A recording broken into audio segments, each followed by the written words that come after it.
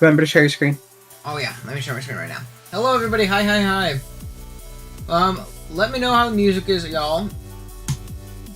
Also, let Owen know how I sound, y'all. Yeah, that too. That's like the main thing is like music not being too loud, but also Liv not being too. I guess I'm doing a display capture. That's fine. That doesn't matter. I think that's fine. I'll do a little bit quieter music in the background. Actually, go to 3 instead. I think 3. that's good. It's a nice number. Probably gonna sound good. Alright, let's see. Team that dropped a meta bomb, if there was a team that dropped a meta bomb, that's pretty sick. I'll say that. That would be pretty sick, I'm not gonna lie. Alright. So, how's everybody doing? We're gonna be doing, Savali, sorry. Wi-Fi. Post-draft power rankings. So, nothing to do with week 1, all stuff, just kind of getting you guys ready for week 1, which I believe uploads go up on Monday, the 7th. I'm obviously joined by the commissioner herself, Liv. All the stuff is just like top line in the description. All of our links and stuff like that. Definitely go check them out. And then we'll be linking each of the coaches as we talk about their teams. And this is upload required, unlike the Still Volley watchers that we do. So if any of you guys want to go check out and see these teams in action, we'll link them as we go along as well. But yeah. Yeah. I think those are the only ground rules that we really have. I think we can kind of start jumping into I think we just start from here. There's not really much else we need to do. We'll just go in order on the dock. Yep, I think that makes the most sense. So basically, for anyone who missed Owen's post-draft PRs, we're gonna probably, well, I believe this is how you're doing the same way you did Savali, right? Okay, so we're gonna have a notepad, and we're gonna go through each team at a time, add in what we like and don't like about the teams, then give them a ranking in comparison to everyone we've reviewed so far. So that way then you guys can see that at the very end, all 16 teams will be ranked. So just because you're the first team gone over and you see yourself at first, in comparison to everyone else, does not mean you will end the draft in first. And also, if you see yourself in third out of 3 teams, doesn't mean you'll end in last either. So it's just as we go sort of thing. Because I always forget teams if I start doing PRs. I look at the first team, I'm like, alright, that's what I think about, and I go to like the last team. I don't remember shit about the first team. Should do pre-draft PRs next season. I'll do my best. It might not be the most entertaining PRs, but I'll do my best. I feel like it'd just be shit talking, would it not? Yeah, it would just be like, I guess pre-draft PRs, you could just like talk about the player in general, and I feel like you'd get in so much trouble. I like talking about. Yeah, that's why I said it's just shit talking. Yeah, I'd get in so much trouble. It'd be like, this guy's ass. This guy's pretty good. I don't know. That would be the worst idea in the world, actually. I think Sven's trying to get me put in the stake by the Pokemon community. Also, hi everyone in the chat. I see you all. Hello, everyone. How's it going, Bozef? How's it going, Josh? You swear to God you're gonna be last? You have Palkia. I don't remember your team, but I remember you have Palkia, and that mon's sick. Yeah, see, you have Palkia. That mon is broken. Hey, look, he's playing against my team. So without further ado, first up we have Zane, coach of the St. Louis Type Nulls. Okay. Let me go ahead and get this to where it's like kind of both of these screens at once, so it's not just we're only looking at, my PRs and stuff like that. And then actually it's not working. This is so annoying. Okay, hold on. Just don't full screen the window. That's what I'm trying to do. Click on the little thing to not full screen the window. It's literally just moving other tabs over to it now. Okay, hold on. We got this. You could just click the little box to not full screen the window. Boom. There you go. Idea. It only took so long. Boom. Okay, there we go. See? Was that so hard? I mean, kind of for me. Oh my god. A little bit. Okay. Well, yeah. Now that we went through 8 minutes of tech support. I still have my LAN open from when I played my week 2 earlier. Okay. So, first we have Zane, and he has a Marshadow, and I think the first note is Marshadow, because I think that mon's just so the best mon. Brain dead good. It's definitely, I would say, personally, I feel like Marshadow and Lunala are objectively speaking just the best 2 Pokemon on the board. There are other Pokemon at their cost, but there's nothing that really rivals those 2. So I would agree that that's just a point in itself, to be honest. No, 100%. And I think Marshadow is really cool. And since it's like, it's got Mew Syndrome in the sense that it's not very bulky, or, I mean, it's not very versatile in that sense, but it's It's a Pokemon I feel like you can just draft a team and then have Marshadow. And then be completely fine. I don't think you need to support Marshadow well. I think you can draft a functioning team and then just be like, I got a Marshadow. Then you're absolutely chilling. So I think that's really clutch. I used it last season, and even if it didn't come up and get 5 kills, the amount of prep it forced and the amount of pressure it put on a team defensively just rips open for the rest of the opponent. Then next up we see Torn. Torn plus Pharaoh, very solid core. I love the spikes with Marshadow too. I would say the spikes are nice. Mm-hmm. I would say I think my favorite part of the team is the fact that that Zane actually really noticed the Galish Slowbro, which is pretty nice because one of the biggest Ubers that Marshadow struggles with would be Xerneas. Mm-hmm. So having that Glowbro is really, really nice actually for it. How well does we're going? Okay, we'll see you soon. How well does Glowbro take hits from that? I also like seeing Glowbro. It takes hits fairly well. I mean, it is a resistor course. You could just throw an AV on it, and it should shoot like both physical and special. Well, he also has that plus the Pharaoh. Obviously, Pharaoh can get close combat or focus blast, but Chop was obviously a good soft check to the thing. Yeah, I was gonna say his team did a really good job at specifically drafting around like that really bad counter matchup. Mm-hmm. Even if let's say for example Velta got drafted, he still actually did a good job at counter picking that. But of course, Velta was banned, thankfully. Mm-hmm. So he did a good job of basically just drafting around Marshadow checks. I feel like was the biggest thing. Yeah, having that good steal is very important. And I think Pharaoh is really solid in this team. He has Vish with Zolt. And oh, am I screaming? Oh, and it turned me down. Mysler's screaming. Oops. Hold up. Oops. It's not screaming for me because I also have my headphones turned down a ton. See, this is what we do without you guys. Hold on. Click, click. Okay, Owen. There we go. See, I think in general, despite the fact that there's only 2 hazard setters here, the hazard setters are probably as reliable as you can get. Ferrothorn and Gigalith, it really does not get much more. Yeah, they're going to get up rocks. They're going to get up spikes. It's very hard for you to stop it. Yeah. And I do like the sand aspect of the team. I love Torn Sand. I love Zolt, Vish. I think that's really overwhelming for a lot of teams.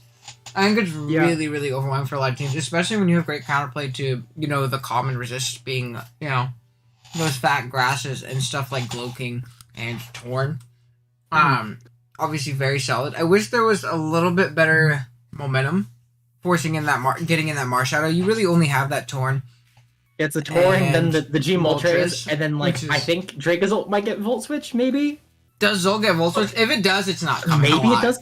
Yeah. I mean, even still, you're maybe bringing it to like 1 game that's as a what Volt I mean. Switcher. So I'm gonna say that's pretty unreliable momentum, to be fair. I think that's the team's biggest issue, is just the momentum really sucks. Because I feel like it's an issue that I think a lot of the top teams had here, in my opinion.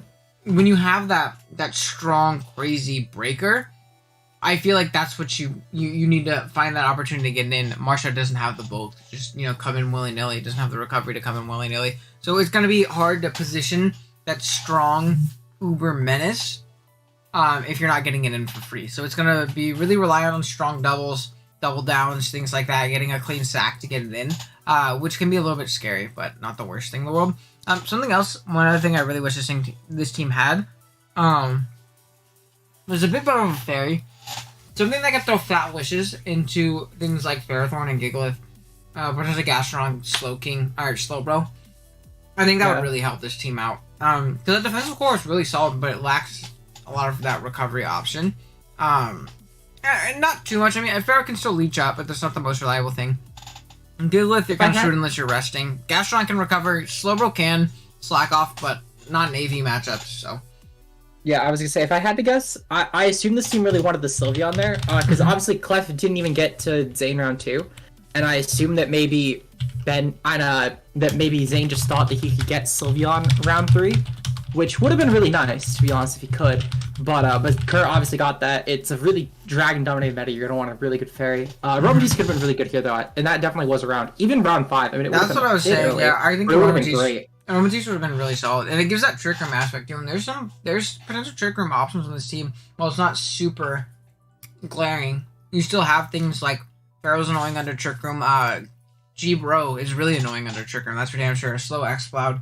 A Gigalith is obviously terrifying, honestly, especially in a matchup where it doesn't need to be smoothrock.exe. You can go Bandit Gigalith is very hard to switch into, or even like just offensive adamant Gigalith. It's really tough to deal with. So so this team has so many good physical breakers, but like the special breaker, Marshadow's unironically in the top 3 of just hex spamming teams. To be honest, unironically, he doesn't. Like his special offense is like Torn T, X5, and those are good special offensive mons. But then the next best is like Mixed Dragazole, G-Molt, which G-Molt definitely on this team is going to be on more defensive Pokemon because he already has Torn for the offense. And G-Molt offensively doesn't really provide much. Even just as a Psychic Killer, Marshadow doesn't really need a Psychic Killer here because Grimmsnarl could do it better than G-Molt, and Marshadow also can better than G-Molt.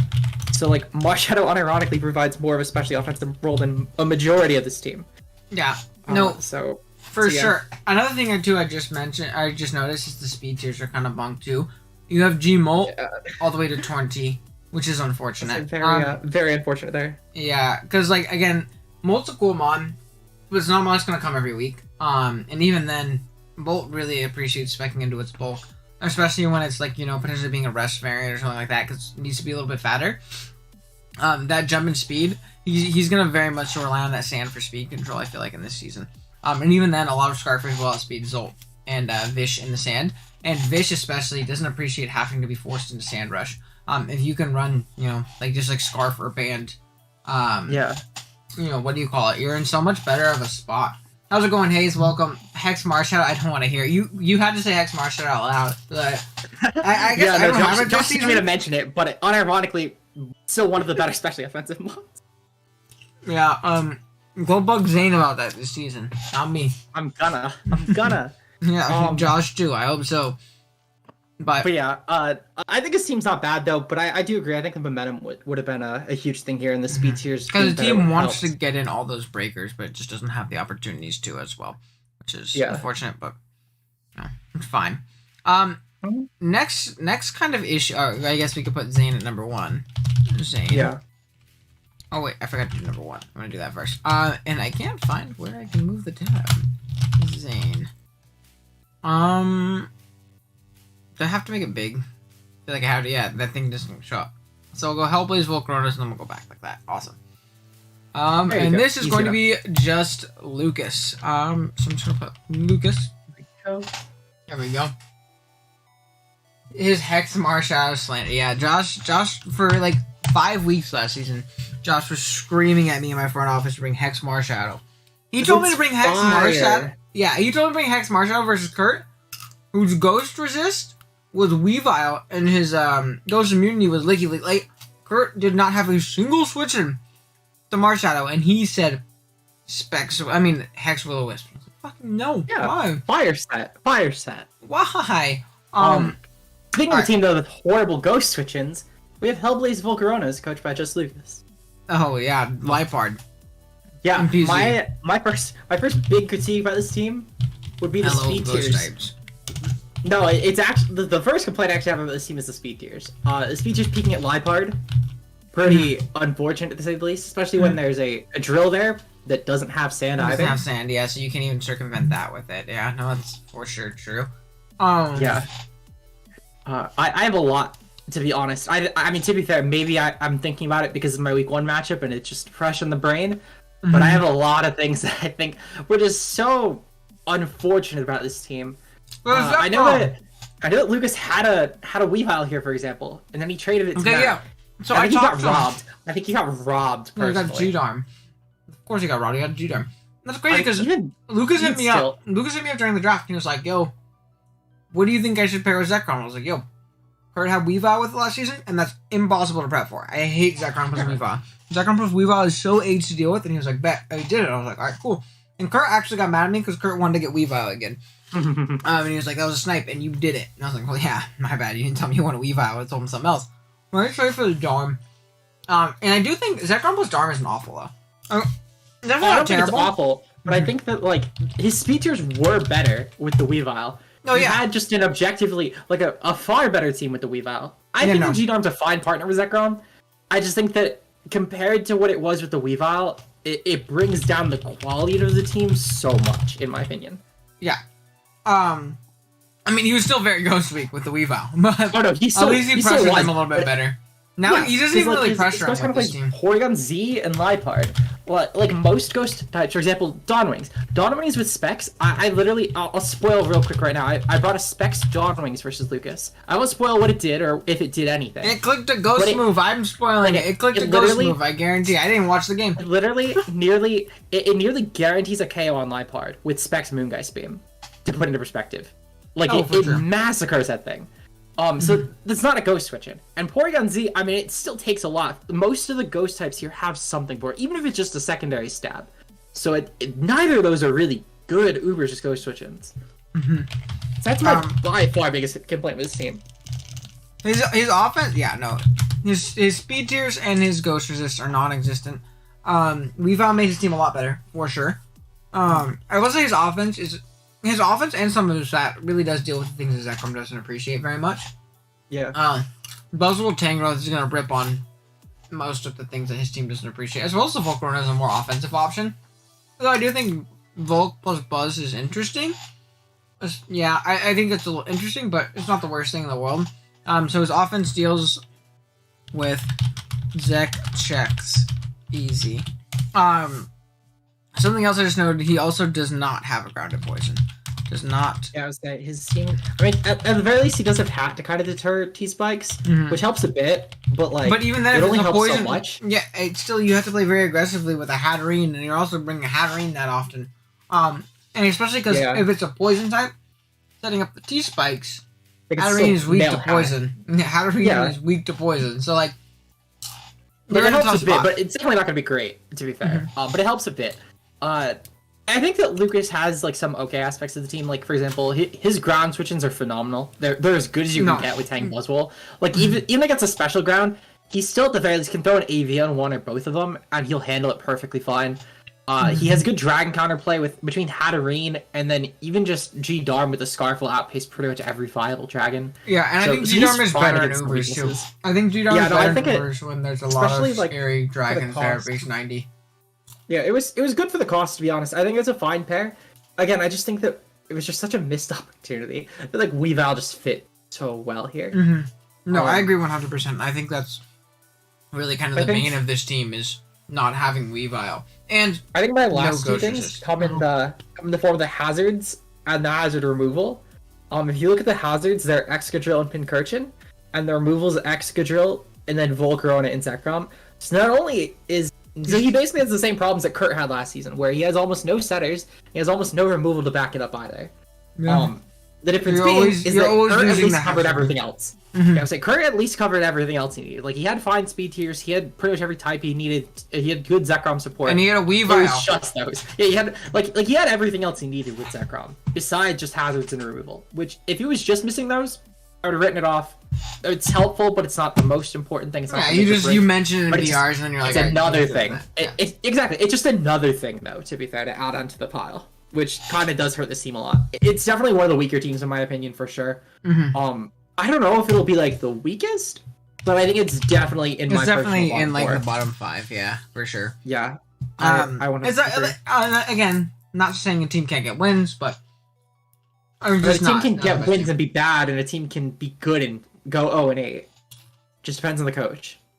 But yeah, 100%. But this team is very hard to get wins with, though, I will say. It's gonna make the building process absolutely brutal. I would not enjoy building with this team. I think especially in Ubers where you're playing that big scary Omon every week, and your team already has so many holes. Just like generally, when you get that one Uber, the Dawnwings, the Lunala, the Marshadow, something like that. I think, well, no, Marshadow he's actually fine with because he has Buzzwole. But the special ghosts are the real threat. So yeah, I'm saying I agree.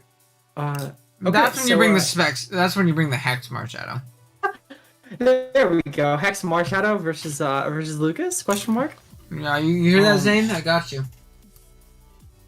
I would live at least 70 So now times. we're on to Coach Jorge.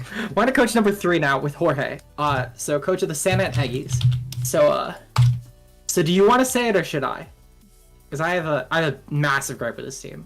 Oh, I want to hear it. Well, I really want to hear it. Actually, why does he have Pax Jellicent? That's all I want to say. Actually, never mind. Go ahead. Okay. So my biggest gripe with this team is that it somehow feels like that Zyger Complete was done like really, really fucking dirty, which is insane to think about. Because Zyger Complete's another one of those Pokemon that can truly just carry a team on its own. Yeah. And I feel like it was done horribly, personally. Jorge did a great job at countering grass types. To be fair, I mean, he has Hail, he has Victini, he has Crobat. Like he did I like as good as you can Victini get plus at Zygarde. I think that's at least a point for him. I like Victini plus Zygarde. I agree. I think Victini plus Zygarde was phenomenal. I really liked Jorge's first 3 picks. I even didn't mind the Crobat. I think Klefki was fine too. I think Thundurus was fine.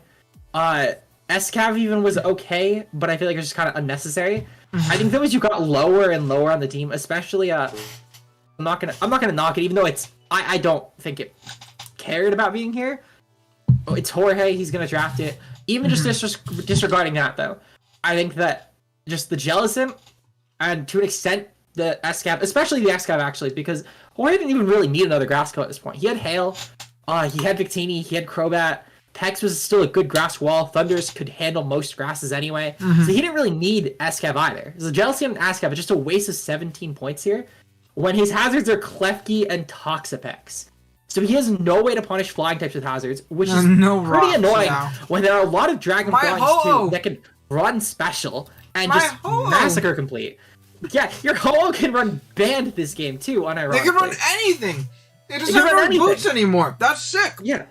It's one of those things where like rocks aren't like a make or break thing if you don't have them, but you want at least something. I think not having like, you know, say you have weak rockers, say you only have 1 or 2 of them. Hold on. Actually, I might need to take that back. I might need to take that back. I think the doc forgot to account. Yep, I forgot to account for for Alolan Sandslash. So because Alolan Sandslash is his only rocker, and that is a second spiker to be fair, but it is his only rocker. There's a lot of double typings. That's still a very bad rocker to have, to be fair. Like, no real flying type is going to care about Alolan Sandslash. A lot of them have coverage for Alolan Sandslash, too. Yeah, it's also just not one that very easily gets up rocks. Firefighting. Yeah. Like, it's just a suicide lead at best. So I think that offensive flying types, as weird as it sounds, are just going to kind of run through this team, because a lot of them will still have coverage. And I think it's a pretty big concern, especially when the flying switch-ins are Klefki, Thundurus, and Alolan Sandslash. To be fair, Alolan Ninetales is also a good offensive option, but like, you're gonna be forcing some definitely not bulky Pokemon to switch in on flying types pretty often. Like, Zyger Complete is arguably the best flying check on this team, I would argue, at least defensively speaking. Thundurus is a great one offensively, but defensively speaking, like, it's the best flying switching. So I personally just feel like this team was really done dirty, in my opinion, compared to the potential it had. I think the first two picks weren't even needed either. I think the first, through Thundurus, I think was fine. I think the first 3 Thundurus were fine. And the team kind of slacks. Like, I don't mind the Hail here. I just think that Hail is something you draft when you have a complete team otherwise. It's not something you draft. I was literally just about to say. You don't even need Veil. You don't even need Veil with complete, because it's just so fucking fat. It's not going to matter. And I feel like, I don't know, maybe this is just a hunch. I feel like the team that this is, and looking at the function of it, and like, there's not great wish passing into Zygarde or anything like that. I feel like this team forces Zygarde, if it's not WinCon, to be a lot more offensive than it really should be a lot of the time. Like, I could see Jorge bringing ban to 2/3 of these games, to be honest. Because then he kind of just has to. Because the only other real offensive Pokemon are... I mean, Victini and Thundurus are really good offensively, to be fair. But then you get the stuff that's going to come to a couple games, like Pangoro, which, even as a Dark, to be fair, a lot of the good ghosts, like Lunala has Moonblast, for example, and Focus Blast. Dawnwing says Brick Break and X's are for it. Like, a lot of the good ghosts have coverage for Pangoro. So it's not going to be a reliable ghost switch in anyway, which is there's no ghost immunity. No ghost immunity. That's the only switch. And the team is a bit weak to ghost. It's not, like, super weak, but, like, a lot of the team also isn't... Personally, I think not having a good resist or an immunity or like a really good dark type means you're weak to ghost because of how spammable it is. I was gonna say more so the fact that the team isn't really specially defensive outside of Pex. That would definitely hurt with ghost more than anything. Like that Pangoro against any good ghost is gonna have to run like hard AV or Berry and hope that it gets the coverage, right? If it's Berry. I don't know. No. I don't like a lot of things about this team, and it might purely just be the fact that I used Zyger Complete last season. I'm just a bit pickier over it. I will take complete credit if that ends up being what it is, and maybe someone notices something that I'm overlooking. But I genuinely think that this team is just a huge missed opportunity. Personally. Yeah, no, I agree, and I really think like I know a lot of people aren't comfortable playing it, but but I think hard balance with Zygarde is almost just like Would have been by and so far good. above the best playstyle with it. I feel like this is a really weird like Zygarde offense, and I don't know, I can't even really call it offense because like there's so many mediocre Pokemon all around. You know what I The mean? offense also doesn't cover a lot of the bigger threats. I think how you justify Everton. I think how you Zygarde's gonna justify definitely Escab as an offensive steal for fairies. I guess, but I don't know. That's really that's the biggest. It's way still to triple justify steal. Escap You there. still have 9. You got the Sand Slash though, right? That's an offensive steal as well. So I don't know. I feel like it's just the team was just a missed opportunity in my opinion. So many double I think, typings, I said, too. it started so well, even outside of the double typings. Like it's fine sometimes, but I think it's just so many Pokemon just feel wasteful here. It feels like it's really only 8 Pokemon. I feel like it was and just I drafted these being Pokemon because nice. I like them. That's being nice to A9 as well, which I think also is kind of arguably wasteful. But that I don't count the like top that 6 in Pokemon. Pangoro. And I think A9 and A slash each get a 0.5, so that adds up to 8.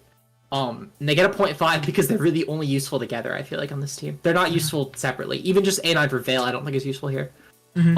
So I count it as 8 useful Pokemon. There's another team that would have really appreciated that, like that Aromatisse that wasn't gone when the Klefki went or something like that. Because you can grab other spikers. Like I like Klefki. He's a fine spiker to be fair. I will say I think No, it's a good spiker, but I'm saying like for the 14 with Zygarde, I want that fat fairy that passes wishes. I wouldn't have thought it was my only fairy in this team though, but I think it was a fine fairy. Well, there's a Alolan but they're like both of these fairies don't even really add up to one fat annoying fairy. They're just both. This is a great utility mon. Wait, that's the other thing too. This is Veil Setter.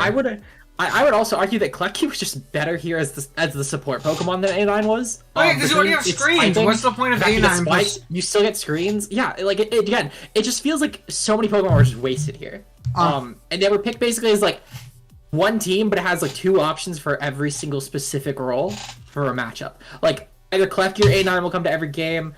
Victini or Thundurus will be the win con in every game. Crobat or Pex will be the poison in every game. Like it just feels like it's like 2 Pokemon per every role, and it's just a very cookie cutter sort of lineup, I guess. Yeah. Which just I don't know. It feels just like a missed opportunity. I'd still argue that it's slightly better than Lucas's, because I would say at the very least that I could see a check for everything necessary here, whereas Lucas definitely does miss out just outright on certain things. But I don't know. I don't think it's much better though. They're very close. I almost want to put Jorge below. I get that for sure. I think that I think Zygarde can carry him to more wins than Zekrom can carry Lucas to more wins. I think that the biggest thing is that I think that Zygarde will carry slightly easier to more wins in this team than Zekrom, just because I think that while Zekrom was built around a bit better, I think that Zygarde just is easier to snowball with, and Zekrom is just a really difficult Pokemon to use, I feel like. Yeah, no, for sure, especially on the team that Lucas drafted. I'm gonna say, supported Zig's weaknesses. Well, I do think that he covered a lot of Zygarde's really annoying weaknesses. He is obviously with a lot of double typings, but regardless, it may have been redundant, but he did still do it. Anyway, that's pretty much all I have to say about Jorge's team. Now we get into a team that's somehow even more. I don't know how. Wait, is this like these first ones? Yeah, it just seems like we're being mean to everybody. But these are just the first teams. No. I promise they get better. I promise they get better. This is the last team I actually have a lot of negative stuff about, and it's only because of how good it started out. I feel like. I promise Shelly, they get more Latios? positive. Yeah, no, like Mario's team start off phenomenal. It really peaked at Blastoise though, funnily enough. We have Mario's links here. Go check out Mario. It peaked at Blastoise though, 100%. I think the first 5 were so fucking good. I think Mario by the end of round 5. How he got this is crazy. Clear best team. Yeah, I think Mario by the end of round 5 had the clear best team. I genuinely don't think it was close. And then like the sun happened, and I think the sun was super wasteful here. Even if we take Groudon out of the occasion, like hypothetically, let's say nobody drafted Groudon. I still think there was zero reason to draft Sun here, because let's say, for example, you wanted Venusaur as, like, let's say a water killer. This team didn't really need Venusaur as a water killer, and there were a lot better grasses on the board at this point for water killing. Let's say that he wanted his grounded poison. He already has Nidoking, which, objectively speaking, this team is a far better grounded poison.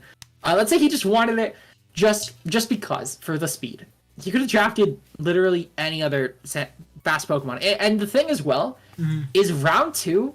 I think that genuinely speaking, like as good as Celesteela is, I think he should have drafted Excadrill over it and went with Sand. I think a Sand with Xerneas would have been disgusting. Sand Zern would be crazy, yeah.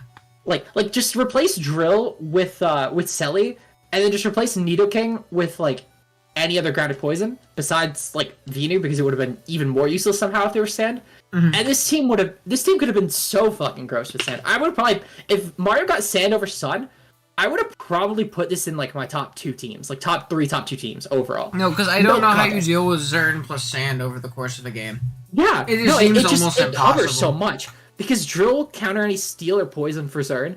Not only that, but it's faster than Venusaur is for a weather option. And it Drill's just a lot scarier of a weather option too, and it's more removal for it, which this team right now for removal, it's just Lottie, Blasters, Torkoal, and Torkoal doesn't, well actually, to be fair, there's a lot of removal, but Zern is not going to want to be your defog every week. Torkoal can be a removal option every week, to be fair, but it's not going to come every week. Blastoise, really not a Pokemon you want to dedicate as your removal, and it's arguably the second best removal here. Hitmonchan is laughable. Hitmonchan is laughable removal, and Lottie is like the best removal option. So it's literally just Lottie. I mean, that's not something you want to force in the defog for the real one. Yeah, like none of the Pokemon in Mario's team want to be. Xerneas technically gets defog the most. Yeah, and I mean Xerneas technically gets it too, but if you run defog Xerneas, you can go to jail. I mean, unless you're running specs, unless you're like running specs and you just don't need anymore, but like. Clicking it. Like, I mean, it's still a hard move to justify clicking over just Moonblast outright. So it's just one of those things where it's very awkward. Like he has a lot of stuff. Like he has a lot of hazards too. But it's 2 Rockers, a T-Spiker, and Webs, which is another thing. Even if he wanted Webs, Vikavolt was around this time, and objectively speaking, it fit Mario's team 1,000 times better. Because there was a slow pivot into Zern, which he currently lacked. His slowest pivot into Zern right now is Teleport Eggy, followed by Obstagoon. Neither of which really want to be dedicated pivots, and Goon isn't really that slow anyway, whereas Vikavolt was still around right now for 2 more picks until Matt got it, and it just objectively speaking offers so much more to Mario's team. So I just feel like this team was even more of a missed opportunity than Jorge's team somehow, I feel like. Yeah, so, I think I know, and again, I know I'm kind of keying in on this with a lot of teams, but I feel like it's really important in an Ubers format, and just in Draft and Generation 8 in general. Goon as the sole way of not losing to the move Shadow Ball also isn't my favorite thing in the world, because it's not really 90%. Either, a lot of Ghosts of fighting type moves. Yeah, that's what I mean. I feel like a good majority of Ghosts either have that fighting type coverage or that Gleam coverage to hit or something like that, or some kind of secondary stab, especially if you're running Guts and Hazards are up and you already have subpar removal, you're burned, you're taking that chip, all that stuff. Goon's not going to be around a long time. And I also, either that or you're running like AV Reckless Goon or Defiant Goon or something like that, and then you're not using Goon to the best of its abilities. I love Obstagoon. I think it's a great Pokemon, but I think you either need a really fat normal or a really fat dark with it. You know? Yeah. So no, I 100% agree. I think that this team was truly just a huge missed opportunity. I feel like if it continued the same path it was the first 5 rounds, I have no doubt Mario could have just had the best team objectively speaking, like undebatably speaking. And the speed tiers also it really fell off. The speed tiers are also fall off heavy. He doesn't have anything faster than 110. And that's not that big. That's a nitpick for me. Yeah. I really think that's important personally. I hate not having anything naturally faster than 115 or at that point, or at least forcing. I don't know. I personally think that at least if he was gonna do a peak at 110, Lottie's like as good as you get as reliable possible Scarfers at 110. So it wasn't as big of a deal for me. But I will say though that like the slower end speed is all very pointless here. Like Torkoal, for example, like the slowest relevant speed tier would be Selly, which isn't horrible to be fair. Like there are teams with worse, like mine is worse even. But it's definitely really unfortunate, I guess. I will say I do think that his team really small gaps, and they're very bad gaps to have. I do think that his team is better than Jorge and Lucas's though. Just solely on the first 5 I would agree. I would agree it's better, but I think at the same time, if we were doing individual rankings, I would probably put this team at my very last just because of the where it was and where it ended up. But I do think, objectively speaking, it is better than Jorge and Lucas's team, though. Yeah. Just like as a Pokemon, I mean, as a team, I think it's better. If you're just like talking about like fumbling the bag, sure, I get that. Yeah, no, I think if they're still close enough for me somehow to where I would say that I would probably put Mario at the back of that group just because of that. But I do think that it is better enough to where I would totally get it being ranked higher. Oh yeah, for sure. Now we have a team that I actually really like. This is definitely one of the teams I have higher on my list. Yeah, I know. A team with positive things. Shocker. This didn't just become a yelling session for 2 hours. The Q's team. This is one of my favorite drafts, to be completely honest. I like it a lot. Mag! I could go on about this team. Mag is great. I like Mag plus Giratina a lot. I think that's very solid. I think that Q did I think Q, I will say, I think the biggest thing that Q did well was drafting value. I think Q did a great job at drafting, like, really good value. Fishing, yeah.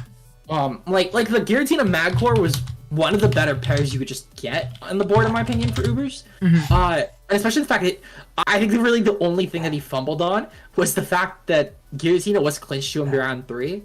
So I don't know why he got it round 2, but I mean, good on Q, I guess. Maybe he just didn't pay attention to the point things. Yeah, I would say I don't think I just think that he missed it, but like he still got Zera round 3, which still fit really well. So like, who am I to judge? If he still got it, he still got it. I love the Bulu. I love the support that Bulu offers here. Yeah, no, I think Bulu was a great pick here too, because again, it's not a Pokemon that's gonna stand out, but it fits really well here. No, it just makes everything around it better. His team just enjoys the grassy terrain. It helps all of the Pokemon. Besides Giratina and Moltres. Yeah, everything else. So Magearna, Suicune, and Mag.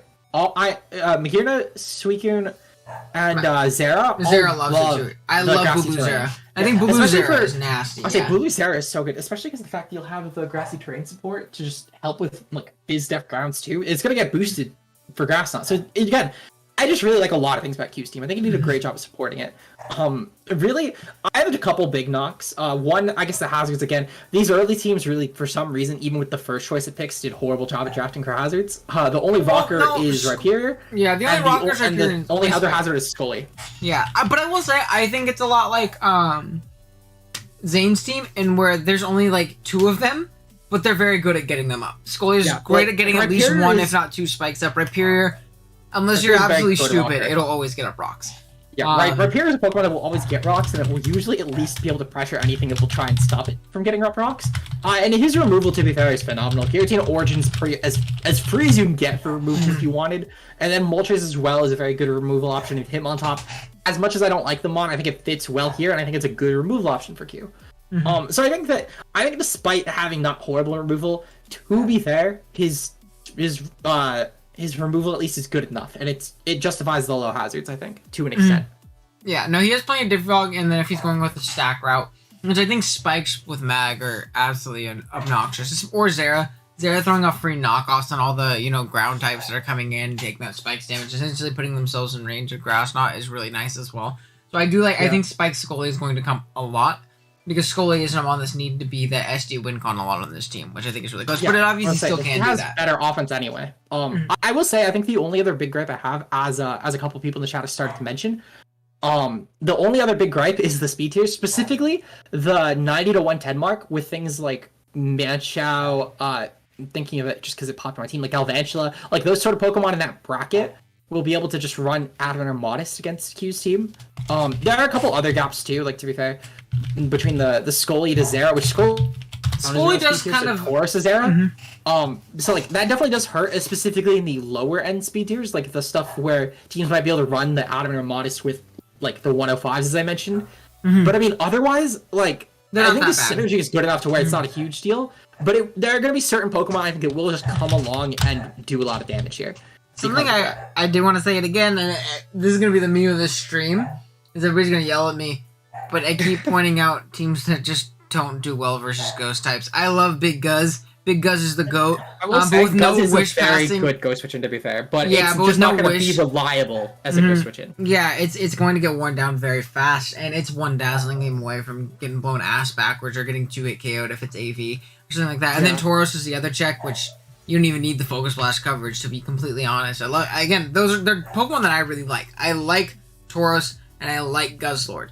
Don't like Morgrem, so I'm not even going to pretend that's a Pokemon. But the screen support is really nice. I will say the screens does help. That's cool. It's a 1-point value. For 1-point Pokemon, it's value, which not a lot of teams... I think a lot of teams threw away their under 5 pick points. I don't think there's a wasteful pick on Q's team. Even if I think that Morgrem is a waste of space, I think it at least offers something unique. At 1 point, Yeah, for 1 point, it offers something unique. It's a shit Pokemon, even for 1 point, but it offers something at least, and I can visually see what it would do here. He also covers Mag really well too. I think Moltres plus Mag is also going to be absolutely annoying. Moltres is great here. I think Moltres is. I'm a big Moltres stan. I am as well. I think it's great here. I think to add on to the Ghost Point real quick before we touch on that, because I do have one last thing to mention, being the Ghost Point, especially for having Giratina Origin. I think it's a bit of an issue because while it will outpace a couple ghosts, for the most part, most of the ghosts will just outpace Giratina and be able to run specs against Q's team and cause a lot of issues. Though I think at the same time he has enough options, like Sneak on Giratina, for example. Guzzler could probably run a Berry or AV, but I think that so it's not a huge deal, but it will definitely be a bit of an issue for sure. It'll force more Guzzlords than you want. And again, I like Guzzlord, but we shouldn't be bringing Guzzlord to 7 out of 8 games. You know? I agree. And if she gets tough, you kind of have to, because I mean, there's a lot of really scary Ubers that just kind of click their go stab button and shit gets scary. I was gonna say, otherwise though, I still think Q is my favorite team so far. I'd argue it's not close, to be completely honest, especially after breaking down Zane's team a bit more. You look at it initially and you're like, ooh, Marshadow, but then pre-stream I thought that Zane had the best team, like just going off of what I remembered muscle memory. But I think after breaking it down, I think that Q definitely has a clearly better team. No, I like Q's team a lot too. I 100% agree. I think we should put it up there. There's obviously little holes defensively, but no team's going to be completely well covered unless you're running just raw stall. I also would have liked, again, I say the same shit all the time. I also would have liked a little bit of that Wish Pass Ruski right into the Mag and the Giratina that and stuff great. like that. Yeah, with the Super Core, that would have been phenomenal. But, I mean, to be fair, at least Giratina's a solid rest talk Pokemon, so it's not as big of a deal. Yeah, and so is Suicune, which is nice. So is Suicune. So, like, Mag it's can run, like, cheesy big split sets if you really need it, but... Yeah, it does definitely hurt a bit. Anyway, on to our next coach. Yeah, let's check who it is. Sorry, I have to make it big to see the bottom, and then we go boom. You're good. The Montreal Milotics with the we have Matt's team. Rayquaza. Yes, Matt is another team I like a lot. I think Matt did a phenomenal job drafting, and he did a phenomenal job at swindling picks. Mr. Quote unquote round 4 Aegis Slash traded for it. Damn, he stole away. Who did he get Ag from? No, not AG. No, Weavile. I meant Weavile. Oh, Weavile. Round 4 He stole the Weavile. Dude, Ray plus Weavile sounds so age to deal with. All your steel types are getting overwhelmed. I also love the Arcanine Vaporeon. Okay, let's just go right now. Ray plus Weavile. Overwhelmed. I'll be completely honest. I'm very glad I don't play Matt, because I think Matt arguably is one of, if not the best drafts in the league. No, I think Ray plus Weavile, something that makes them so good is they're already checked by so little because they're so offensively potent. Because you can't just say like, flying resist stops Rayquaza. No, because it doesn't. Even if you're not accounting for the crazy coverage, it also just pushes through its checks with a band or with a life orb or something like that. Same thing with Weavile, because you're knocking off your checks, you're chipping them down, rocks and things like that.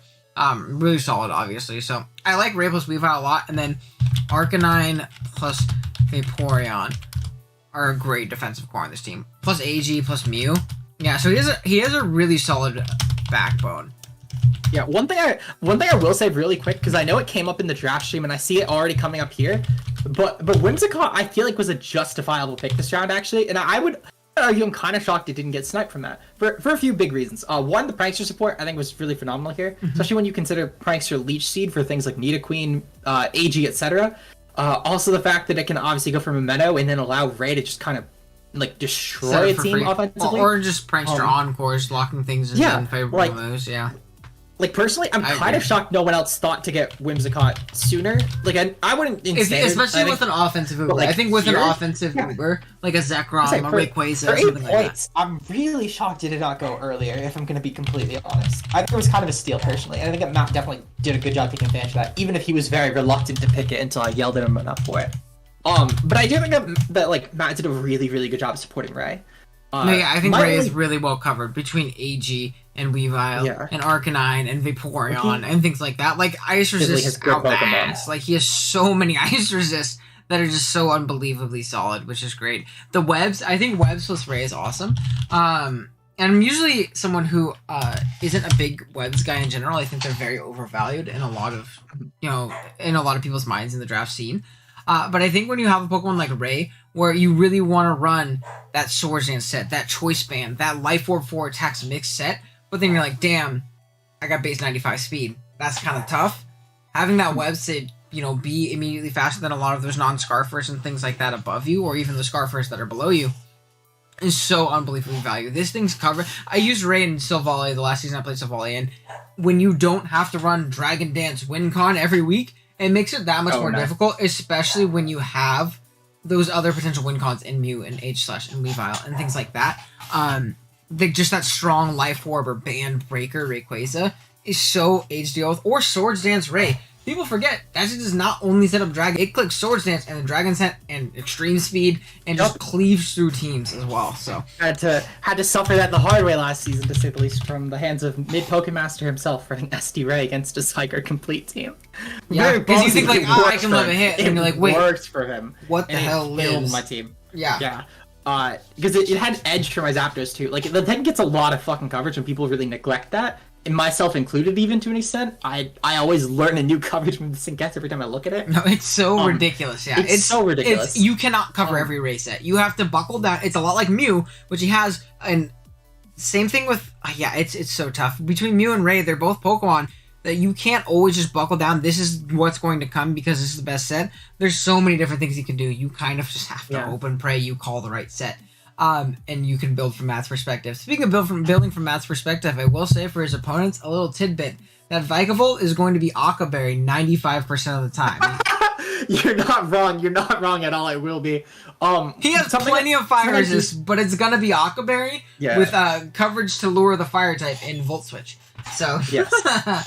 Something else I will say. I'm glad that Matt got Vikavolt, because I know for a fact he would have been completely lost at this Pokemon and maybe tried to resort to the inferior Bug Electric Galvantula, even though it's horrible for here. Now, I can't say for certain if he would or wouldn't, but I think Galvantula was a very wasted pick here if he were to get it over Vikavolt. But I think if Vikavolt fits phenomenally, because he has another slow pivoted array. Between that and Vaporeon, I think he did a great job of drafting him with good Ray pivots. And Arcanine. Arcanine can teleport this gen. So that's right. Great. I forgot about that. Yeah, even better. But I think the only real gripe I have with Matt's team is that this is a team that... I don't even really care about that. I mean, Mew is an okay spiker here, at least. Wait, he doesn't have a Ghost immunity, and his Ghost is just Weavile. Yes, why does everybody keep doing this? That's my only gripe with this team, is that there's no normal type here for a team that has Weavile as the Dark. So, any sort of specs Ghost type, he's just not going to switch on. It's fine, he can pick Sax, and Weavile will pick off pretty much everything. But, otherwise, though, I think Matt is a great team. That's literally my only knock on Matt's team, personally. Yeah. But, I mean, with Pokemon that are as good as these, you kind of have to pick and choose something. You're never going to cover everything, but I think it's funny how literally every team we have looked at is super Ghost weak. And I don't know, the last couple teams better be unbelievable in that sense. Okay, personally, looking at this, though, I think I like Matt's more than Q's, personally. I think I could flip-flop them. I think objectively speaking, Matt has probably one of, if not the best teams in the league. I think he supported Ray so well. And I think it's not just I supported Ray well offensively. His defensive backbone is also super annoying. And it's not annoying this is hard balance, semi-stall type thing. It's just a very solid defensive core with a very potent offensive core. And all of his fat can go offensive enough. Even Vaporeon doesn't toggle switching into every once in a while, So all of his fat can be used offensively. His team can do so many different things and go with so many different archetypes. I think that Matt's gonna be number one. If it wasn't for the fact that it was Matt who got this and not literally anyone else, you guys are lucky that Matt is confirmed based on BBL plot armor to go for 8th seed at best. So a few of you guys may get wins off of Matt. But if it wasn't for that, though, you guys would be fucked. That's an 8-0 team right there. Oh, facts. Okay, I'm gonna mute really quick. But you talk to the people. I just gotta go answer my door. Yeah, really okay, quick. I got you. Alright. All good. So next up we have Josh, aka Ultra Player, coach of the New Orleans Saint Snows. I almost said West Virginia Miniors. So coach of the New Orleans Saint Snows, who drafted the inferior Sun team. I'm kidding. I had to get it out of the way. Because I could tell Owen not to say it when he gets back. What I will say though, this team really felt bad when Venusaur got sniped, because it objectively speaking should have ended up here. As I said, I think it was a horrible fit on Mario's team personally. I do think that that Groudon Pult as a core, it's a pretty decent core offensively, to be honest, especially for the Uber picks. Really glad that Josh managed to get Dragapult, and while Owen's gone, I will say that that while I think that Zyger was a better fit on his team than Pult anyway, I'm definitely glad I talked him out of it, because I'm glad that Josh managed to get Pult on here. Because I don't know what Josh would have done without it after Cinderace went to the Naga Adele team, which was a whack thing. But I do think that a few things that Josh did really well. I think his top 6 are phenomenal. The Dragapult, the Groudon, the Heatran, the Conch, the Uxie, and the Togekiss are all great Pokemon here with Helio as well. I think the Zoro, even a Bluff, is really good. Cloyster for Teleport, potentially along with Spikes, is cool here. Even though it's not the greatest Pokemon, it does serve the... Leafeon, just kind of a budget immunity. Vileplume, poor man's Venu, and then Stonjourner. I mean, it's poor man's Venu. No, hey, Stonjourner's the goat. So what were our main tidbits from Josh? I mentioned the Dragapult Pult, the Dragapult Groudon core offensively. I mean, it's a tough core to fucking switch off. I saw, I forget what Uber's League it was, but I saw Astro J was uploading again for a little bit, and he had Pult plus Groudon, and it was very aids to deal with, from what I saw. Yeah, it's just a very diverse set of Ubers, to be honest. It can really function either way. People definitely sleep on Special Groudon a lot, but it's a very good Pokemon. Yeah, or just mixed. Yeah, it's also so saying, unbelievably fat. I think this Heatran is definitely a team that has just a lot of versatility to it. Like, even for the Pokemon that seem a bit more one-dimensional, because of other Pokemon here, like, for example, Vileplume being on a Groudon team, now it has a lot more offensive potential. We have Cloyster being on this team, has more Spikes potential because it doesn't need to be a win-con here. So I think that Josh did a good job of drafting typically one-dimensional Mons that can now be 2 3-dimensional.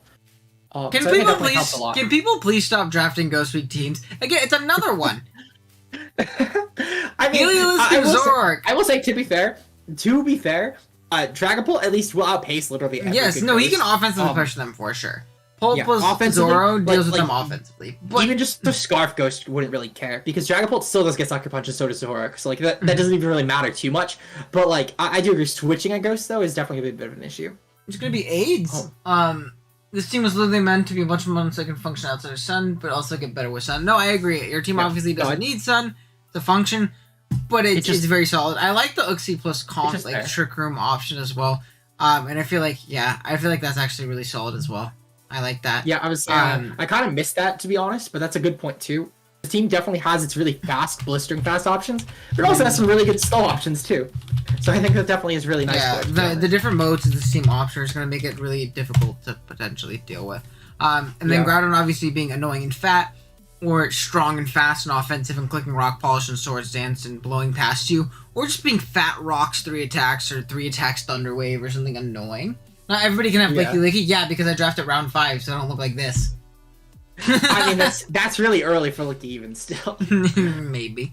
But I know people are going to take it at this point, because they're like, Owen wants it. I do like the team a lot, though. I think offensively it's absolutely H-Steel. I think Heatran in the Sun is such an unbelievably scary Pokemon. The Specs calcs with this thing with Eruption in the Sun, so unbelievably crazy. Hold on, it's gross. It is gross how much that thing does with Specs Eruption. Literally, like water types struggle on. No, they get 2-hit KO'd. They get let's look just because on the mind. Let's look at Mass Vaporeon. I want to see. I was gonna say Pex. Yeah, I like Pex.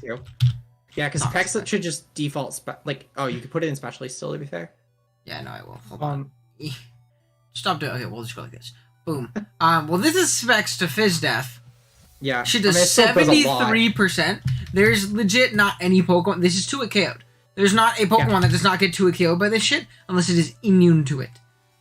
Yeah, I would say it's like with Bandit, Adam, and Fish's Ren from Dracofish. Like, you're just not switching in on it. You just need offensive counterplay.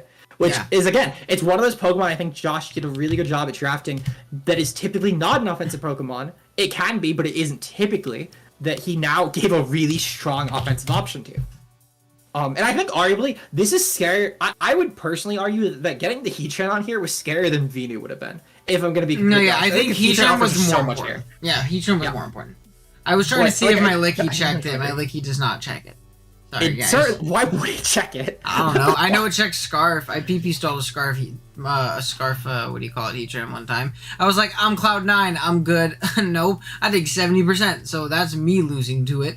There's not even specs here. It's left. Oh, no, you put the plus one. I put the plus one, yeah. Yeah, I missed that for a second.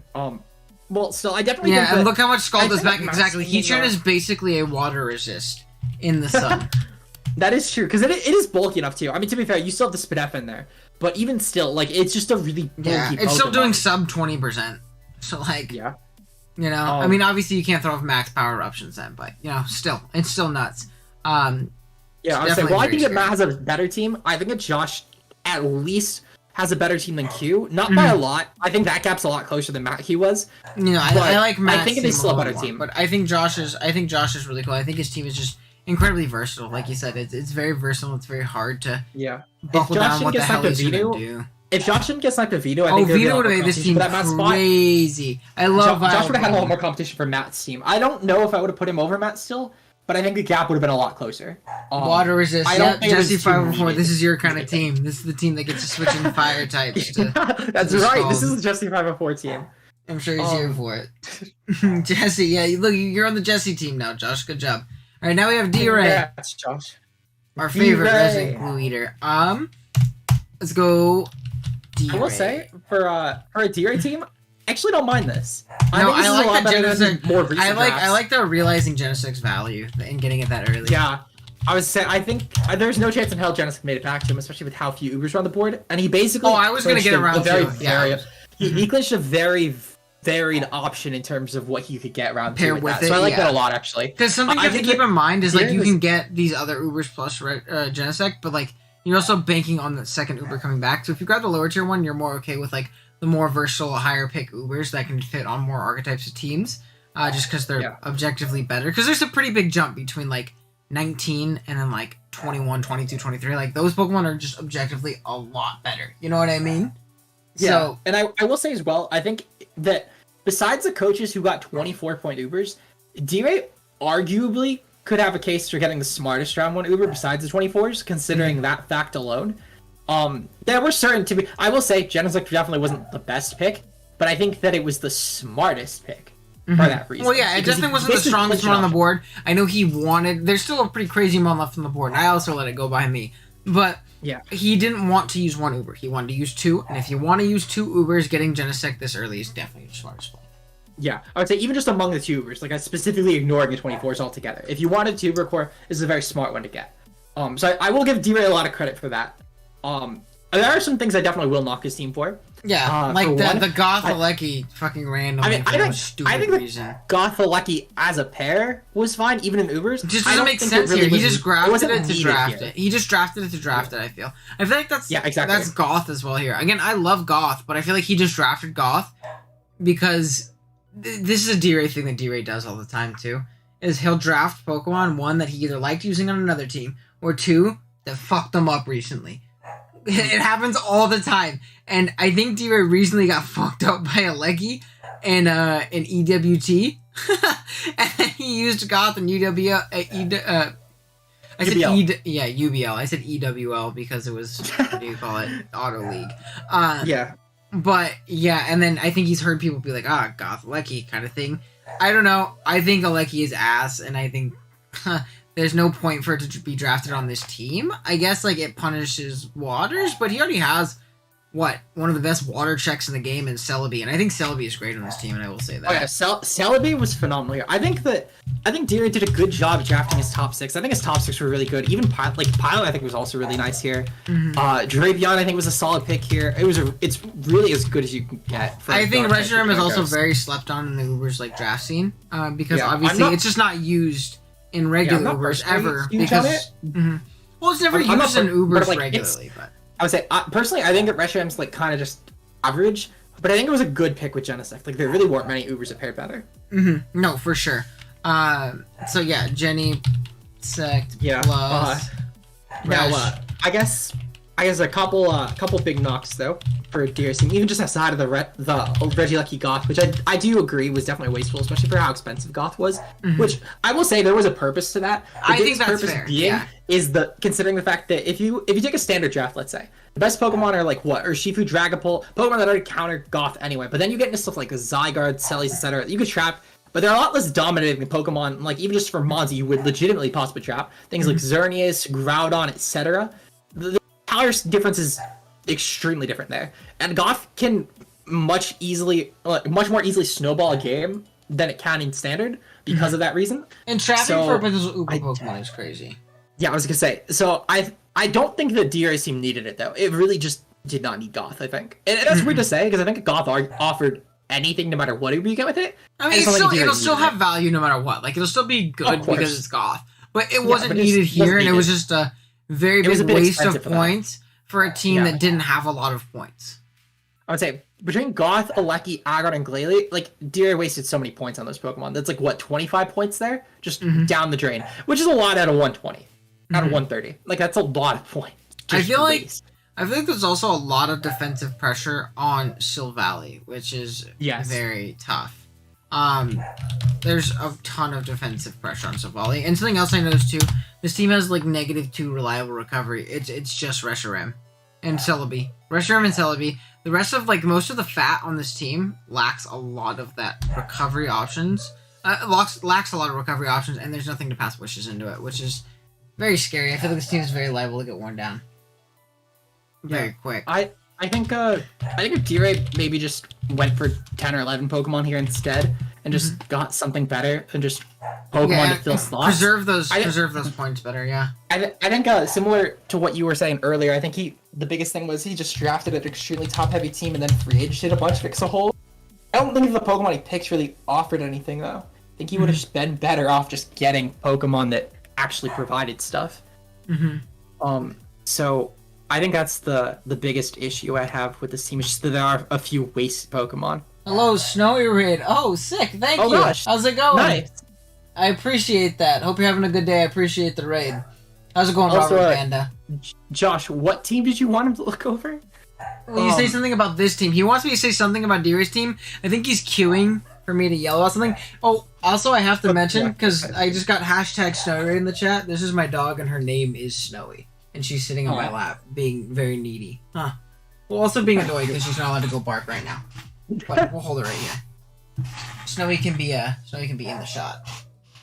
But yeah, I will say as well, having to do Silvally sprites, I wish D-Ray didn't draft it because I had to do the sprites for it. I spent a half hour on Silvally sprites. So it was awful. It was just tedious. So that's a personal gripe, but that has nothing to do with D-Ray's draft. I think Silvally was a great pick here. Though, I think it's way too pressured here. I think D-Ray, he kind of fell into the trap where he drafted very top heavy again.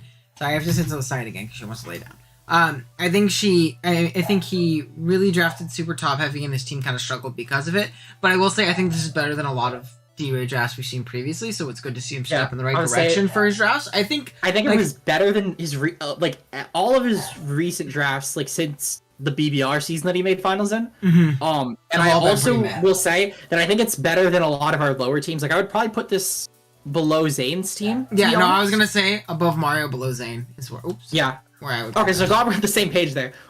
I think that's personally where I would put this team. It's not a bad team. I just think it's a very painfully average team, to be completely honest. No, and it's gonna take a lot of creative building from D-Ray, and team lacks a lot of immediate win cons as well. There's a lot of Jenny is a good one, to be fair. Jenny's a very good immediate win con. But that's really it. Genesec's also his best Scarfer as well. I feel like Genesec's forced into a Scarfle a lot Jenny of the time. and Silvally are just way too pressured to do certain things, but otherwise, though, I think it's a fine team. It's just a fine team, not a great team.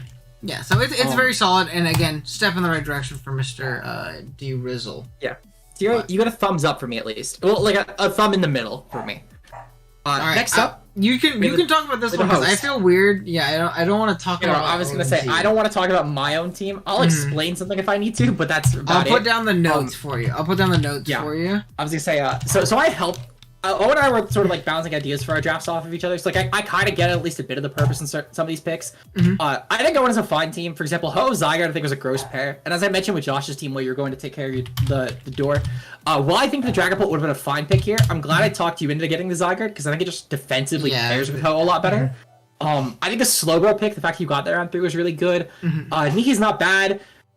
I just think, personally, I'm not huge in Nihi as a mon, but I think it offers decent T-Spike support here for this team. I just think it's going to be a lot more of a support Pokemon. Azof's fine here. Not really huge either way on it, but it's just fine here. Steelix was a great second ground here. I think his team really needed a second ground.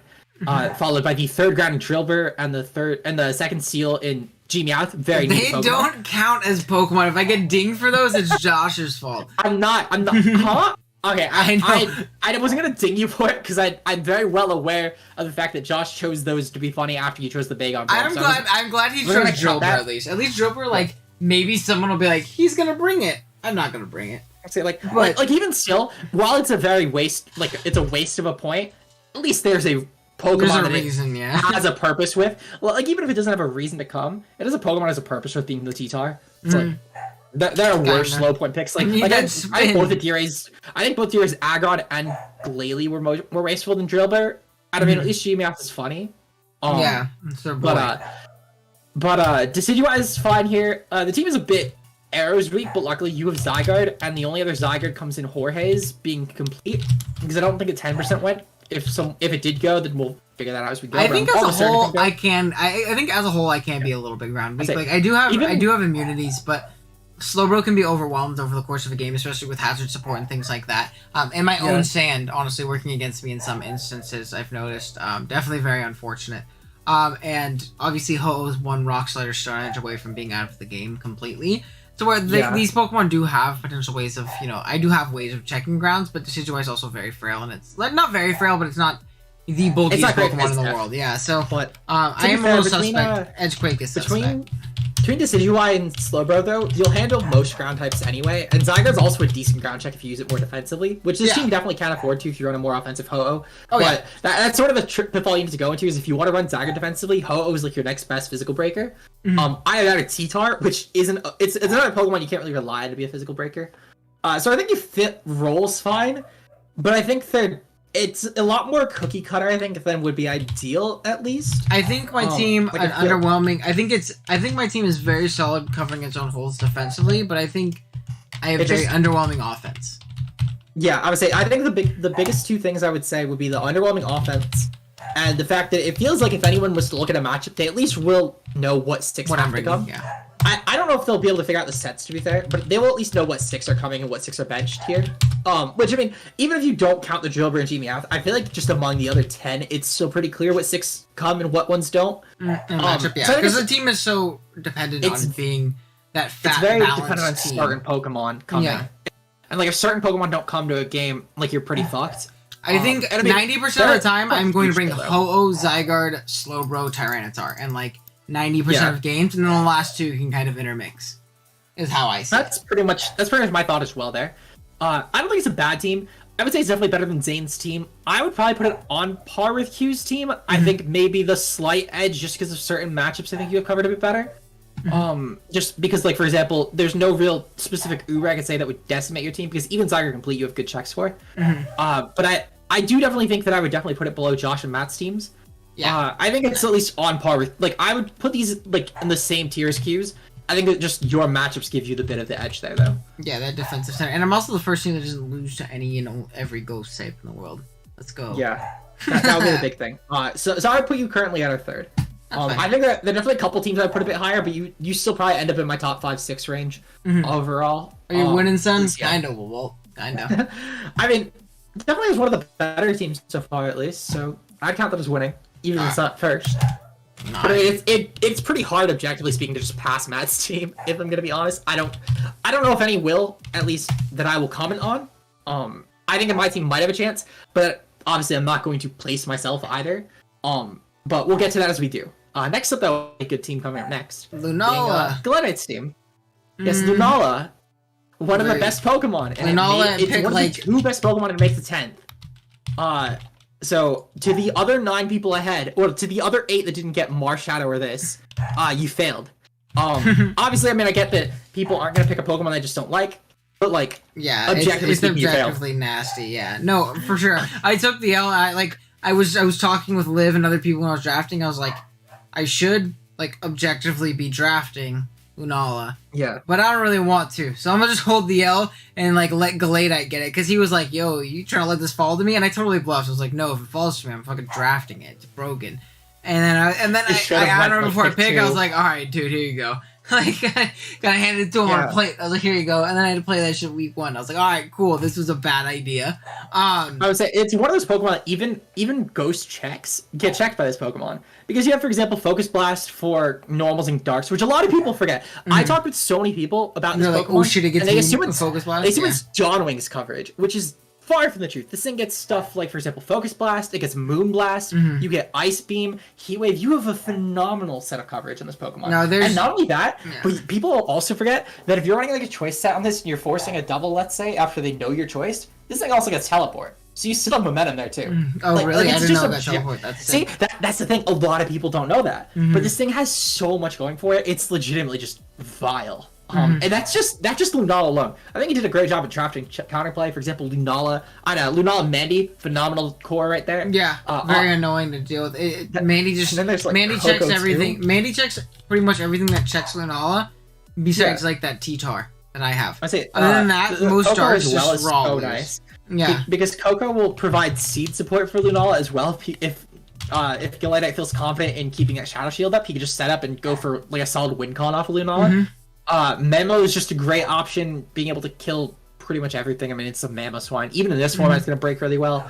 Melmetal, really solid steal, and I'm kind of shocked it fell to 5th place for Gallade. I will say, wasn't going to get Melmetal with the steal I got, but like I still kind of think that it was. I think Melmetal's very still solid should have in Ubers too. I think it has great defense. It's one of those Pokemon that gets better in Ubers for sure. I think that I will say a couple knocks on Gallade's team for sure. I think the Holly just sucks in Ubers personally. I think it's one of those Pokemon that it's way too passive in this format. Yeah, it doesn't have enough speed. There are a lot of good checks. There are a lot of good box out checks. Even things that are like just neutral that will check it and be able to roar it out or just kill it.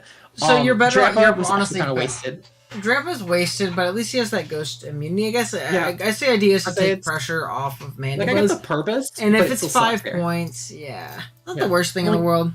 I guess. I think Reboot was just an outright wasted pick though. Like it's even with Libro, it's not gonna really do a lot. If it does, I will probably at the coach and call them horrible for it. I don't care if it's toxic. I'm going to.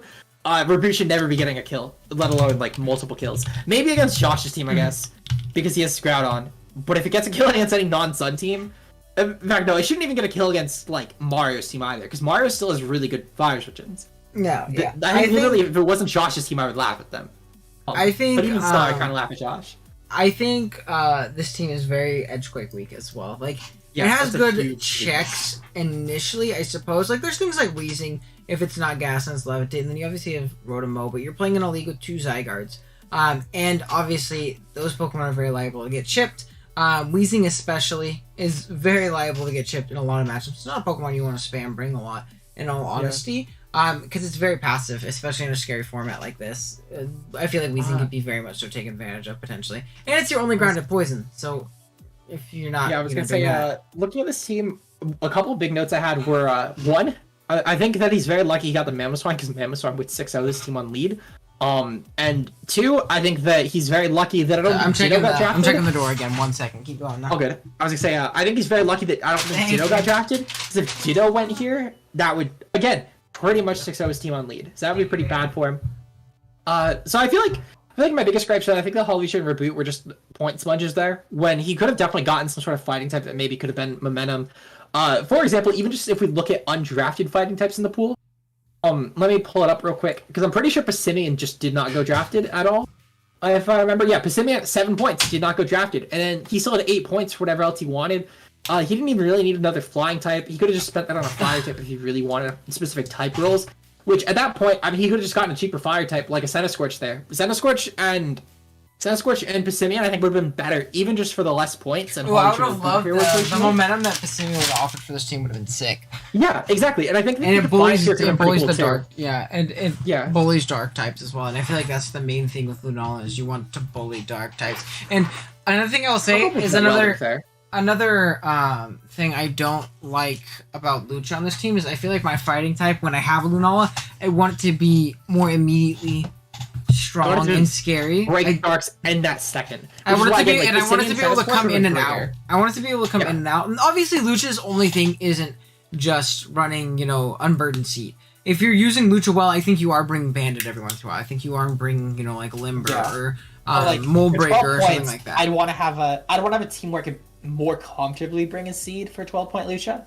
So I think it was still a point sponge. Whereas again, like Passimian Centiskorch over Reboot Halucha, I think would have been so much more viable for this team, and it would have definitely skyrocketed this team up my level. Again, I would probably put this team around the Q and U sponge, the Q and U tier, to where like I'm not sure where I'd place it. I'd probably place it above Q, and then I think I would place it below U because I think at the very least that you only wasted 2 points, and I think that Galeta personally wasted 15. Actually, I think on that note, I'm gonna put him below Q because at least Q didn't really waste any points either. At least nothing notable. Whereas again, like fair. I feel like personally 15 points are wasted here. I think the team is fine. I think it's still a fine team, but I think that there were like a notable enough wasted points to where I would personally put it below Q. And I do think that his momentum is obviously also very solid, especially if he uses Lucha well enough to not be scared to only bring only like setup SD shenanigans. U-turn like, Lucha is also very annoying to deal with, and just like I that banded Lucha, giving it that more immediate breaking power, I think would be really nice with the Nala. Yeah, I would say Galet's a fine battler. I'm sure he'll use the team well, but like it is still On coach paper. draft power things, so this isn't about coach skill necessarily. Yeah. So I do think that I do have to put him below Q for that one. That Matt O'Shea guy would be last. He sucks. Never seen him win a game. No, I love Matt. Don't bully Matt. That's toxic. Next up though, we have Cherry Man Cake, coach of the Philadelphia Melmetals. I need to delete my land play things because they're very much so annoying me. Okay, now we're good. Yeah, Cherry. Okay, so I will say Cherry got rewarded for the fact that her Shifu got dropped. If Cherry did not have her Shifu here, I think there's a good chance I would have put Cherry's team at least in the bottom 4. I still might, to be fair, but like objectively speaking, it would have been in my bottom 4. I think maybe even bottom 1. So I think that Shifu Reggie saved his team personally.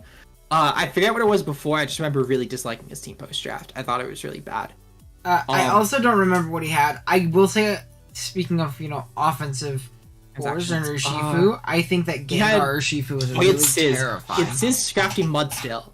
So yeah, I think that Urshifu Registeel Claydol was just objectively okay. I will say, yeah. So Registeel replaces that Steel. I was gonna say, does he have a Steel type again? But he got Registeel, so we're good. I was like, yeah, Registeel is solid. He should have a Steel type. I think Clef Blessy actually is very annoying. I think his defensive backbone is very solid and covers his team very well.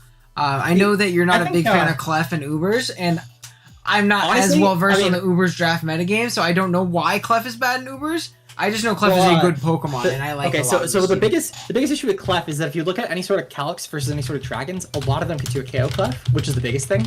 Yeah, Clef isn't a Dragon switch in. Yeah. It's not a Dragon switch in. Objectively speaking, it's not switching out on a lot of Dragons. It's that fighting check. It's a fighting check here, if anything. Yeah. And I mean, I will say, I don't think Clef is terrible here. I think it was a terrible round 2 pick. I think objectively, it was a horrible round 2 pick. I would not have even gotten around 3. But like, there are worse teams for it. I think as well, surprisingly enough for a team with Palkia or Urshifu, this is a really fucking passive team. Yeah, it relies on Urshifu Gengar. It's just those 3 though. That's it. Like Rotom's gonna need to be Nasty Plot every week. Clef is gonna need to be Life Orb every week. Zapdos will need to be Boots Roost 3 attacks every week. Also the team peaks at Gengar, which isn't horrible, but when you're forcing Gengar and Palkia to be Scarfers every week, that only hurts even more. When his speed tiers, don't worry, we'll talk about Scarfers that. Here. Yeah. The only offense come in the only viable Scarfers here, and that's where his only viable speed tiers are. So it really, really hurts this team's viability, I think, a lot. Yeah, I think all of his breakers are Scarfers here. Burgo read my mind in the sense that's why I brought it up, because I was looking over to see if there's anything else, and as I was looking, he said that. I was like, oh, that's where I'm going next. The speed tiers are absolutely abysmal on this team. All of his offense sits around 100 to 110, and then everything else below it is very slow. And there's nothing fast. I don't know. Nothing that really makes you respect any speed tier below Rotom, and there's nothing above Gengar for speed. So basically, if I'm running a Mamoswine here, I don't give a shit about the speed tiers from Claydol. Not gonna fucking matter. I'm running Adamant Mamo, and I'm gonna rip the team, or even just Naughty Mamo. I'm gonna kill something every time I come in, or I'm gonna do a KO something every time I come in. No, for sure. And it forces Gengar. It forces Gengar or Shifu into a Scarful every week. Yeah, one of them has to be. Even with webs, it's not going to matter. Because I also don't think the webs help this team a lot either. Because I think a Shuckle, while it's better, it's definitely better in Ubers, I think it's honestly, just with how team comp is gonna have to be, I think it's gonna be forced to run rocks more any week, if anything, because otherwise Pocket and Urshifu will get a lot more easily lured by Sash Pokemon. Because, for example, Blissey isn't really a Pokemon you can reliably bring rocks on. Claydol is just a bad Pokemon. Even on this team, I don't think it was a good pick. And this team is very electric weak for a team that's Dragon is neutral. I will say that. And for a team with dual electric and a neutral Dragon, this is a very ground weak team, electric weak team to say the least. Or at the very least, a team that doesn't appreciate electric types, I should say, because it's not really weak. There's no weakness on this team actually, but it's very unappreciative of electrics. Clefable as a rocker. I mean, sure, I guess it's Clefable, Reggie, and Shuckle are really the only real rockers here. Blissey can and Claydol can, but they're not going to want to be rockers. Especially Clef. I don't like being forced into rocks. Well, I would say, this team, I feel like this is definitely a lower end team for me personally. It just doesn't really hit a lot of what it needs to, I think, is the biggest thing. And I think that, I think the first 5 are fine. I think Blissey is also a fine Pokemon. I like Blissey a lot. I personally am huge on Blissey. There aren't many people who will advocate for a more in general, let alone in this format, than I will. But I think just the team didn't really need it. Like, honestly, I think it really just didn't need Clef. I think a Aromatisse would have been so good. That's a huge point. Just a little bit more. Team. Yeah, it's a little bit of point sponge. If Clef and Claydol got dropped for like a better ground type, and then like Aromatisse, even without a Psychic, I mean, there's only 2 free agents left. So I'm trying to think of the best way to do it. I think that even just ditching a Psychic type would arguably be the best, because Zapdos is still a good fighting check. And I think it's kind of the best you get with this. If they didn't burn their free agents early on, they could have just done 5, and I think it could have made it seem really good. Yeah, but for sure.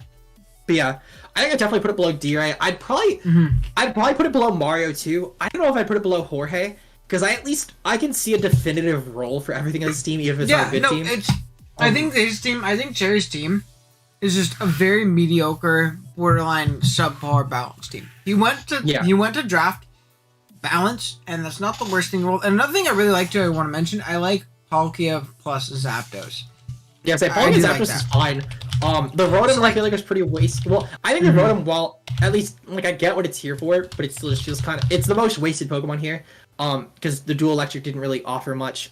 But even still, like, at least I will say, to be fair, at the very least, the team definitely doesn't really have a lot of ways to pick. It's really just weird Pokemon that don't really need to be here, but nothing really truly wasteful. Whereas like Mario has a lot of wasted picks, Jorge has a lot of wasted picks. So I'd actually probably put him above Mario for that reason, because it's really just the most awkward thing is the dual electric. My thing with Mario though is actually Mario seems right below him here, which is funny. My thing with Mario here is I still feel like Mario's top 5, which we're praising these teams for like the top 5 to 6 picks. I think Mario's top 5. I think Mario's top 5 is much better than Cherry's top 5. And then both of their teams fall off heavy. I think Mario only has 7 Pokemon. Just flat out only 7 Pokemon. Yeah, I guess I'm sleeping on Gengar and Registeel. I will say, I think Cherry, even if I think that the double electric is wasteful, I think he still at least has 11 Pokemon that will serve something here. Whereas Mario has 7 Pokemon flat out. I don't think that Galvantula offers anything. I don't think that Hitmonchan offers anything. And I don't think that Executor offers anything. I think objectively speaking, Mario has 7 Pokemon, and I think the Sun on this team was also very wasted. So I'd really only say, well, actually, I guess that's 8 Pokemon, never mind. There's 8 Pokemon, and I think the Sun was also very wasted here. So I also think that, again, it's really like 7 Pokemon technically, because the 0.5s in Venu and Torkoal. I think Burgo just does something really smart too. And I actually totally agree. Yeah, that's where my mind went with the Clef point, round 2. But I would put his team above Cherry's. Above Mario's, not by a lot. I think their teams are very similarly ranked. But I think at the very least they're just less wasteful picks, and I think that's really the only thing I can give the team over Mario. No, I agree. I agree 100%. I think that's fine. Next up though, we have another decent team, being just Kurt of the Walt Disney Landers. Resigning BBL Wi-Fi champion. I know, and this time so obviously, like, if you're gonna check out anyone here, you have to at least check out Kurt, because Kurt had the furthest season last time around. That way, then they're on your channel, dumbass. If you're gonna check out anyone here, you at least have to check out Kurt, because he made it the furthest. He had the most BBL content from last Wi-Fi season. So objectively speaking, you have to check out Kurt. There's no ifs or about it. You just have to check him out. I should have kept the it because he's Canadian, but I digress. Canadian with a Walt Disney team. Shame on Kurt. Absolute poser. But yeah, absolute poser.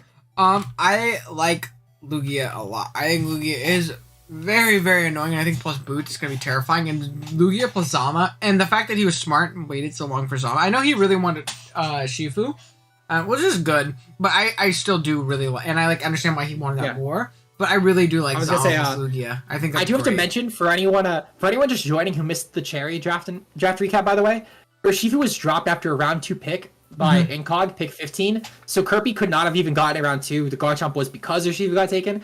I do want to preface that because obviously you saw Cherry had it 5th on his team. Oh, yeah, so it may look like he got sniped on Urshifu by waiting too long on it, when that just was not the case. He was going to get a round 2, and then like I'm pretty sure Incog drafted like got it. Double fighting. Regular Zama and Urshifu. Yeah, so, Kurt was pissed. I remember it was awesome. He was very pissed. It was really funny though, but yeah, so that's why we got the Zama, and I will say, if he was like a Zama with any Uber, I'm glad I was with Lugia. I think it's objectively speaking, as good as you can make Zama here, and I think that Kurt's someone who might be able to use it well, if anyone in the league, because it feels like a kind of place for his playstyle. I think he also did a really good job of drafting momentum into Zama to make it useful. I think he just in general support for Zama, like the wish on Sylveon, which, by the way, Kurt, you're welcome. Sylveon is great here. Sylveon is so good here. He should really tell you thank you if you were going to take that too. Sylveon is so good on this team. I was going to say that next. Kurt, you're welcome. You're welcome for that, Kurt. Kurt had to really beg for that, to be honest, and it was funny. But I let him because I wanted to try something new, and I was already getting in Showdown. But I do think that Kurt did a really good job at making like all of his team work well for him. Like even the Dottler, I'm not huge on Dottler, and I think it's not great here. Even just like I get the whole like beep, but like in general, I don't think the 2-point web setters are huge. But like for 2 points, Dottler is fine, and it's cool for like Garchomp not needing to run Scale Shot every week, or like Zamazenta for having more of an offensive purpose here, or even Lugia just to sub on things more easily for like the frailer fast ones. So I think it definitely like there are purposes I could see for Dottler maybe coming to a game, even if I'm not huge on it. I think his hazards are pretty good too. Like Chomp is a great rocker, Palison's a great rocker, Quill and Cole are great hazard setters. Yeah, I like so, Cole plus Cole. I think the spikes is something that's really important with the team. With the amount of momentum, I can just write things down. I'm also eating at the same time. Spikes. Alright, great. Here. And he has 2 setters, so if Quill has a shit matchup, you still have another potential spiker that you can bring. And I know Kurt's comfortable with Cole. He brought it to a championship in TV that way. I will say, to be fair, that unless he's playing Cherry's team, there's probably no matchup where the Electric will be so scary that the Cole will be the mon that comes as a spiker over Quill. In very few matchups will that actually be the case, because most times it's going to be Ground and Quill. But there might still be a matchup, to be fair. Maybe I'm overlooking something.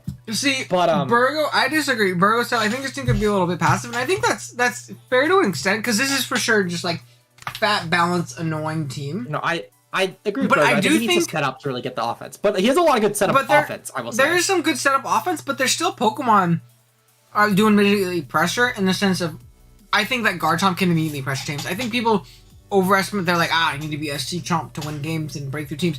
No, Life Orb Garchomp still exists, and that shit is strong. I think Zarude is very strong in a lot of matchups, and I think Zama, using it myself in a Showdown League, and seeing people use it at other places, it doesn't, with its coverage, I really don't think it needs to be held up to really rip through a lot of teams, depending on the team you're playing. And this team already rips through Balance, which would take on non-Hal Zama. To be fair, though, the special breaker on this team is Sylveon. Yeah, I think that's fair. If you're going to say from the special side, for sure. Especially, it's pretty horrendous. Garchomp, I think, is a 5 physical breaker, but Zarude doesn't necessarily want to, especially with the typing. It's not a bad offensive Pokemon. Doesn't really want to be a great offensive presence every week. And Zama, just by having a really good offensive typing, just because of the fact you can't really throw on any sort of boosting item, it doesn't really want to necessarily be the dedicated offensive presence either. The dedicated offensive presence really does, just besides setting up, really just come from Garchomp. So I definitely think that's pretty fair. But Kurt does have a lot of good setup offense, to be fair.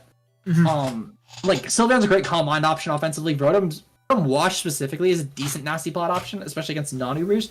Zarude is a fine offensive Pokemon if you set it up especially. Zama is. Garchomp obviously is. Lugia can definitely set up and at least outlast the team. Doesn't really need to break it, but it will at least outlast. And it never needs to outlast. It just sits there and it stalls everything to the end of time. Lugia is so aged. I think Kurt definitely drafted more of a semi-stall build, even with Pokemon such as like Garchomp and Zama, for example. Like, he definitely drafted more semi-stall. But I think if Kurt can play it, I think he definitely has a solid option to do it, which is weird because a lot of times people don't really think of that like really stally, or I don't even really call it hard stall, but like semi-stall builds is great in draft. at least not this generation. But I do think that Kurt did a good job, at least for making a Gallery Dex semi-stall team working. But he definitely he supported the Lugia very well.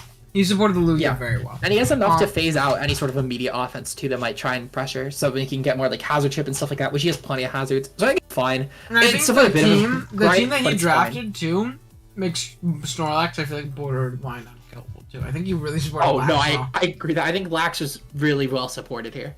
I think I would probably put this team in the O and Q Galactic cluster. I think I would probably put it above Q's. Maybe below, because I will say, to be fair, I think Q's team has a lot more versatility in what it can do. I think that I can't really say that same syndrome. Yeah, it's the same syndrome. It's similar to your team, yeah. But I think that the biggest thing though is that at the very least there's really no glaring weaknesses, like in terms of what Mon will just outright break through Kurt's team, because even team type C is a bit more weak too. Like, for example, he has like slightly more ground weaknesses of his team, but they come from Pokemon that are very overlapping with roles. Like, for example, Cole and Quillfish, obviously, like really only one of them will ever come to a game, so it's not really like stuff that really matters a lot. His team really punishes choice lock Pokemon too, I feel. Yeah, I feel like those specs and those band mons. Yeah, his team is very easy to scout and kind of adjust from there, and I think that's also very easy to deal with. I like Kurt's team a lot. I know he's very iffy on it. He told me he's very iffy on it, but I think that's due to him not being comfortable with the playstyle. I don't think Kurt's ever drafted like balance or semi-stall or anything like that. This obviously isn't hard stall, but it is for sure a more semi-stall. It's definitely semi-stall for sure. It's definitely borderline just hard. And I hate to say it too, on Wi-Fi, a lot of these guys, they haven't played balance or semi-stall very often because it's like almost taboo for someone to draft a Pokemon with more than 100 HP. You know? Yeah. When people yell and scream made it to me, I was getting Lugia, to be honest, and I was gonna get Lugia or Shifu on my wheel and just massacre through teams. Yeah. And just draft semi-stall. And because it's very viable, I think. A lot of people, I agree. There are a fair people who I think hard stall is know bad. How to, but just don't want to play around it. Yeah. I think is a bigger thing. They just don't want to play around it, even if they know, like, taunt to get around it. So I do think as well, I think it will match up well against a lot of Ubers. I'll probably put him, I think, after Final Thoughts, I think I put him above Gladite, below Q. I think Q at the very least has a more varied team. But I still think it's a fine team. I still think, again, you, Gladite, Q, Kurt are all that same sort of cluster. Very close, yeah.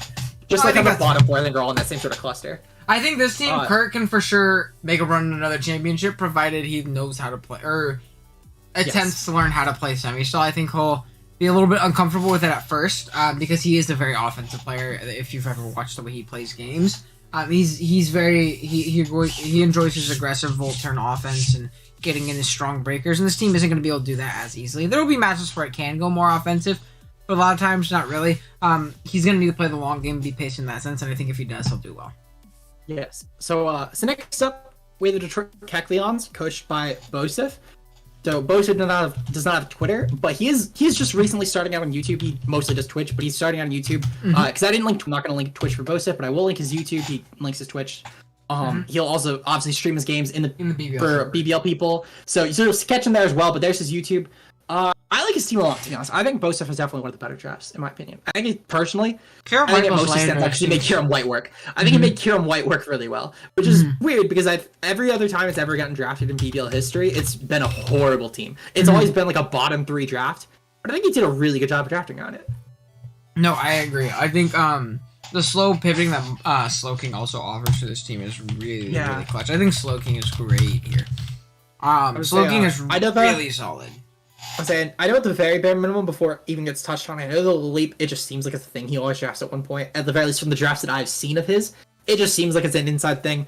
The Audino, I'm not huge on it, but I get its purpose here. No, I think Audino is fine. I think Audino is a necessary evil because his dark type is low in Persian. I think that's what I was gonna say. It's a necessary evil, but like, I still don't like it. In general, though, I think the offense is terrifying here, and I think he has enough. I forgot about the Terrakion. Yeah, I was saying the Terrakion I think was what truly sold it for me. Terrakion, Kiram White Landorus is menacing, and then also Spectre with that as well, because he has really good fighting killer in Terrakion. I know, really good normal killer in Terrakion. Where normal types really don't want to come, but they kind of have to come here because Spectre. So yeah, no, I think that's fair. Oh, you know what? I guess that's right. When he had it on tail end of season 3 was when Lux had Kiram. He dropped Kyogre for it and then anything goes season because he got bored of Kyogre. Yeah. Because he went 6-0 with it and just was bored. That's So funny as shit. he got Kieran White. That was when he had it. But that's the only other time that he had it. I mean, to be fair, that's also Lux just having a really broken team with it off of Kyogre free agents, and then just having to play like 3 games with it. So there's a very different situation than drafting a team outright around Kieran White, which by far I think Bosif had the best team with it ever. But I think that this is a really good team, to be honest. I think Bosif has one of the better drafts for sure. I don't think there's a lot to say because I think a lot of the team speaks for itself. It's not like It's there's very a lot of nuance to self-explanatory. it. I wish there were more hazards. Yeah, I wish there was more viable hazards, I should say, because like Trackhead and Landers don't necessarily want to be rockers. Yeah, and they Leaf doesn't can. count. They for sure Bronzong can. being a rocker, it basically Bronzong's the only dedicated rocker here for rocks, and then G Weezing is the only dedicated T-Spiker. And there's did he no really? spikes. I thought he I got feel a- like spikes with this I think team would he got- also be nasty too. I thought Lux had Dawn Rings, Necrozma, and Dialga season 4. Maybe I'm misremembering. Point is though, is typically from what I remember it, I can't really remember it going much. But anyway, I digress. I think that's my biggest gripe with the team is just the lack of reliable hazards. I still think though the offense is so terrifying and that he has enough defensive backbone to still be fine if he needs to go defensive 1 week. That I think is definitely one of my favorite teams. I would still put it below Josh's personally. I think that truthfully, I think even among Pokemon, like I'm totally aware that Groudon definitely has gotten a lot more light as generations has went on. I think Groudon still is for some reason still slept on heavily. I think Groudon Pult was too terrifying to where I'd probably put this as my number 3 team, but I do like it a lot. I think it's a really strong team. No, I think that's really fair. Yeah, it's still really good. I think it's definitely, it's very, very close to, I think, it's the very middle of yours and Josh's teams personally, but I do like it a lot though. I think he did a really good job drafting. No, I feel So that. good job, Bosif. There's Pokemon that I don't like here, just being the sure. But I think if you're gonna have it on a team that's not with Gothitelle, then this is fine. Did we go over Josh's team? We went over Josh's Vileplume team. It was very sad. Vile, his Venusaur team. Does he at least? Bro, he should that at was least. fucked. That was fucked, Berg. If Josh doesn't nickname his Vileplume Venusaur, I know he's doing the Demon Slayer names. That'd be kind of funny But if he I plays feel like Mario if to do it's that. if it's just the Vileplume, I think it would be even funnier if it just is Venusaur. Yeah, That'd Josh, make me if you laugh. play, I don't know if you play Mario this season. Oh, you don't. Fuck. Okay, I don't think Mario's team was making playoffs. If I'm going to be honest, like I just don't. I don't think it's good enough to. If I'm going to be completely honest, I was gonna say if he did play Mario though, I was gonna say you have to nickname it that for that matchup because it'd be really funny. I'll keep it honest. I think Mario's a great guy. I think he definitely like as a coach could maybe like board out at 7th, 8th seed. I just don't think his team is going to do it unless he makes serious free agents. Next up though, we have Gravy, coach of the Vancouver Titans. So Gray has actually, believe it or not, I know most people don't remember, but Gray was for a couple weeks a BBL coach taking over for Silvally in our season 5. Took over I think for like 4 weeks, like 3-4 weeks. So yeah, I definitely do think that Gray at least knows enough. Like he probably didn't do a lot to be fair for Ubers, and I don't know how much else he's done for Ubers, but he at least has enough of a first impression to where I think at least I thought that he would draft a really good team. And I'm not huge on this team, to be honest. I don't think it's good. I will say it's extremely underwhelming. I do think that to an extent, and obviously I won't spoil the results. I play in League 2, and I just played that game.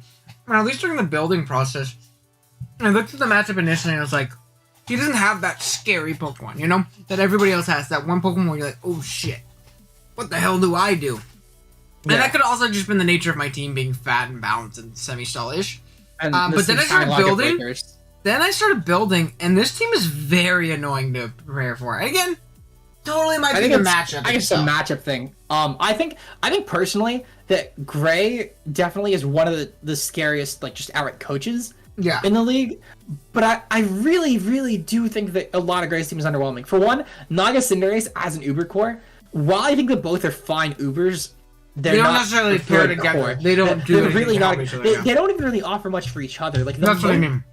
The most that's offered here, I guess, is just that one's pretty physical and one's pretty special. But like they're both pretty similar speed tiers.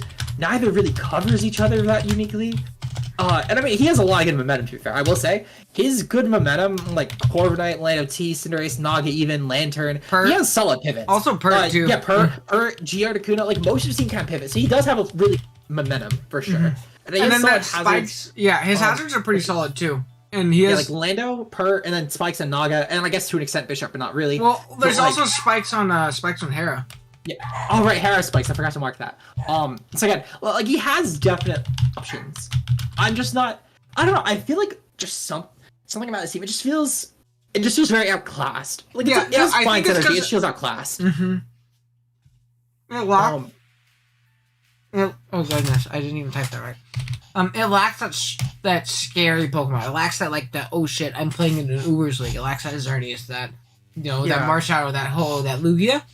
But I do think the team is well structured. At the very least. Yeah, it's well structured. It's just not threatening. No scary Pokemon like glaring me off. Exactly. See, that would have been a terrifying.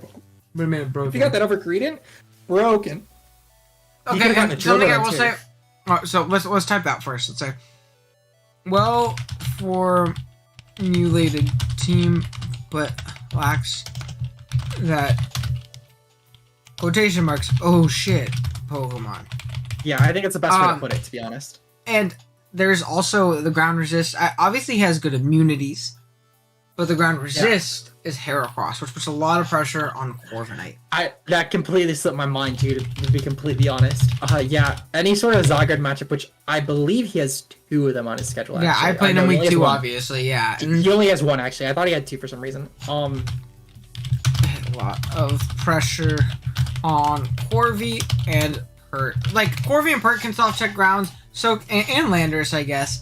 But it just puts a lot of pressure on them, and I think that just puts you in disadvantageous situations because I feel like this team wants to be more offensive. It wants to be that momentum-grabbing team, and if you're using them as slow defensive pivots that potentially lose you that momentum when those Pokemon get in, it's a little bit scary. I think when you could have maybe done something like, let's say over Cinderace Blaziken for just 3 more points, and then you could have done over Heracross like some 9-point ground switching, I think that would have been great personally. Or even just something else over 9, like Heracross for 9 points, because it doesn't really. I feel like it's just sort of like, I get why Hair is here, but I feel like it didn't need to be here. When Blaziken again just could have been here and just ransacked teams and just U-turn out. But you have Cinderace at that point. I think Blaziken's a bit redundant at that point as well. No, I meant over Cinderace. I get you. Just like getting something else done. So I think this team is good. Over Cinderace and then Hera over, like just replacing Hera with something else. I think this team is good. Better. Where I would put it is probably below Gladeite, above Zane. Personally, that's where I was thinking as well. I think it would be above Zane, below Gladeite. I think it's a fine team. It's well formulated, just like Gladeite's, but Gladeite has that oh shit factor, and I don't think. Yeah, like everyone in the U through Gladeite bracket has like really terrifying Pokemon at least to build around. And Zane at the very least, like there's enough where his team is hurt by really bad speed tiers, for example. But like Gladeite's team, while it's formulated well, there's really nothing that makes me scream, fuck, I'm playing Gladeite. I'm playing Gray. It's just, it's a not bad team. I think it's well structured. Yeah, it's well structured, just not threatening.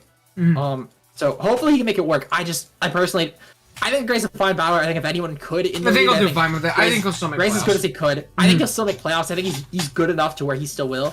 But it's going to be a lot more uphill than I think it has been this generation for him. He'll have to play very aggressive for this team. He'll have to be very aggressive. But I think like for Gray specifically, it's going to be a lot harder than it typically is. Oh yeah, for sure. For sure. So next up, we have our 15th coach. We have Incog, coach of the Boston Cyndaquils. This team went a lot better after post-draft meetings. Went through a lot of changes. Yeah, Incog. But I don't know. I'm still not huge on it, but I think it's definitely not like it was better. I like Solgaleo plus Lunala. I mean, Solgaleo plus Lunala. Oops. Solgaleo plus Black. Yeah, I think it's a great core. I think that before free agents, this was easily my bottom team, but now I don't think it is. I think there are worse teams in it for sure. No, yeah, for sure. It's definitely lower end though, but it's fine at least. Yeah, I think it has a solid defensive backbone. To an extent, it's very Edgequake weak though. It literally. Wait, there's no grass. Rachi was very wasteful here. I think Rachi. Rachi doesn't make any sense. Rachi makes no sense here. Wait, why is there Rachi? Rachi is extremely so fucking wasteful. Got Rachi for 2 Pokemon, to be honest. This team really could have used it. I will say though on the ground switching, Avalugg at least to physical grounds will be good enough, to be completely honest. But then you're forced to bring Avalugg every week. It's gonna have to come to way more games than you would want to, is the bigger issue. But Avalugg is a fine ground switching. It will chew any ground hit. Like even just banded ground hits, to be honest. Though if you dropped Rachi for something like, let's say even just Appleton in a 9-point Pokemon, that'd be fine. Like Appleton's a fine, or even just I think the better thing would have been drop Appleton on Rachi and Alone Marowak for like Delmise and it's in Hazard mods. I think it would have been so good for his team. Because Delmise still gives you do that.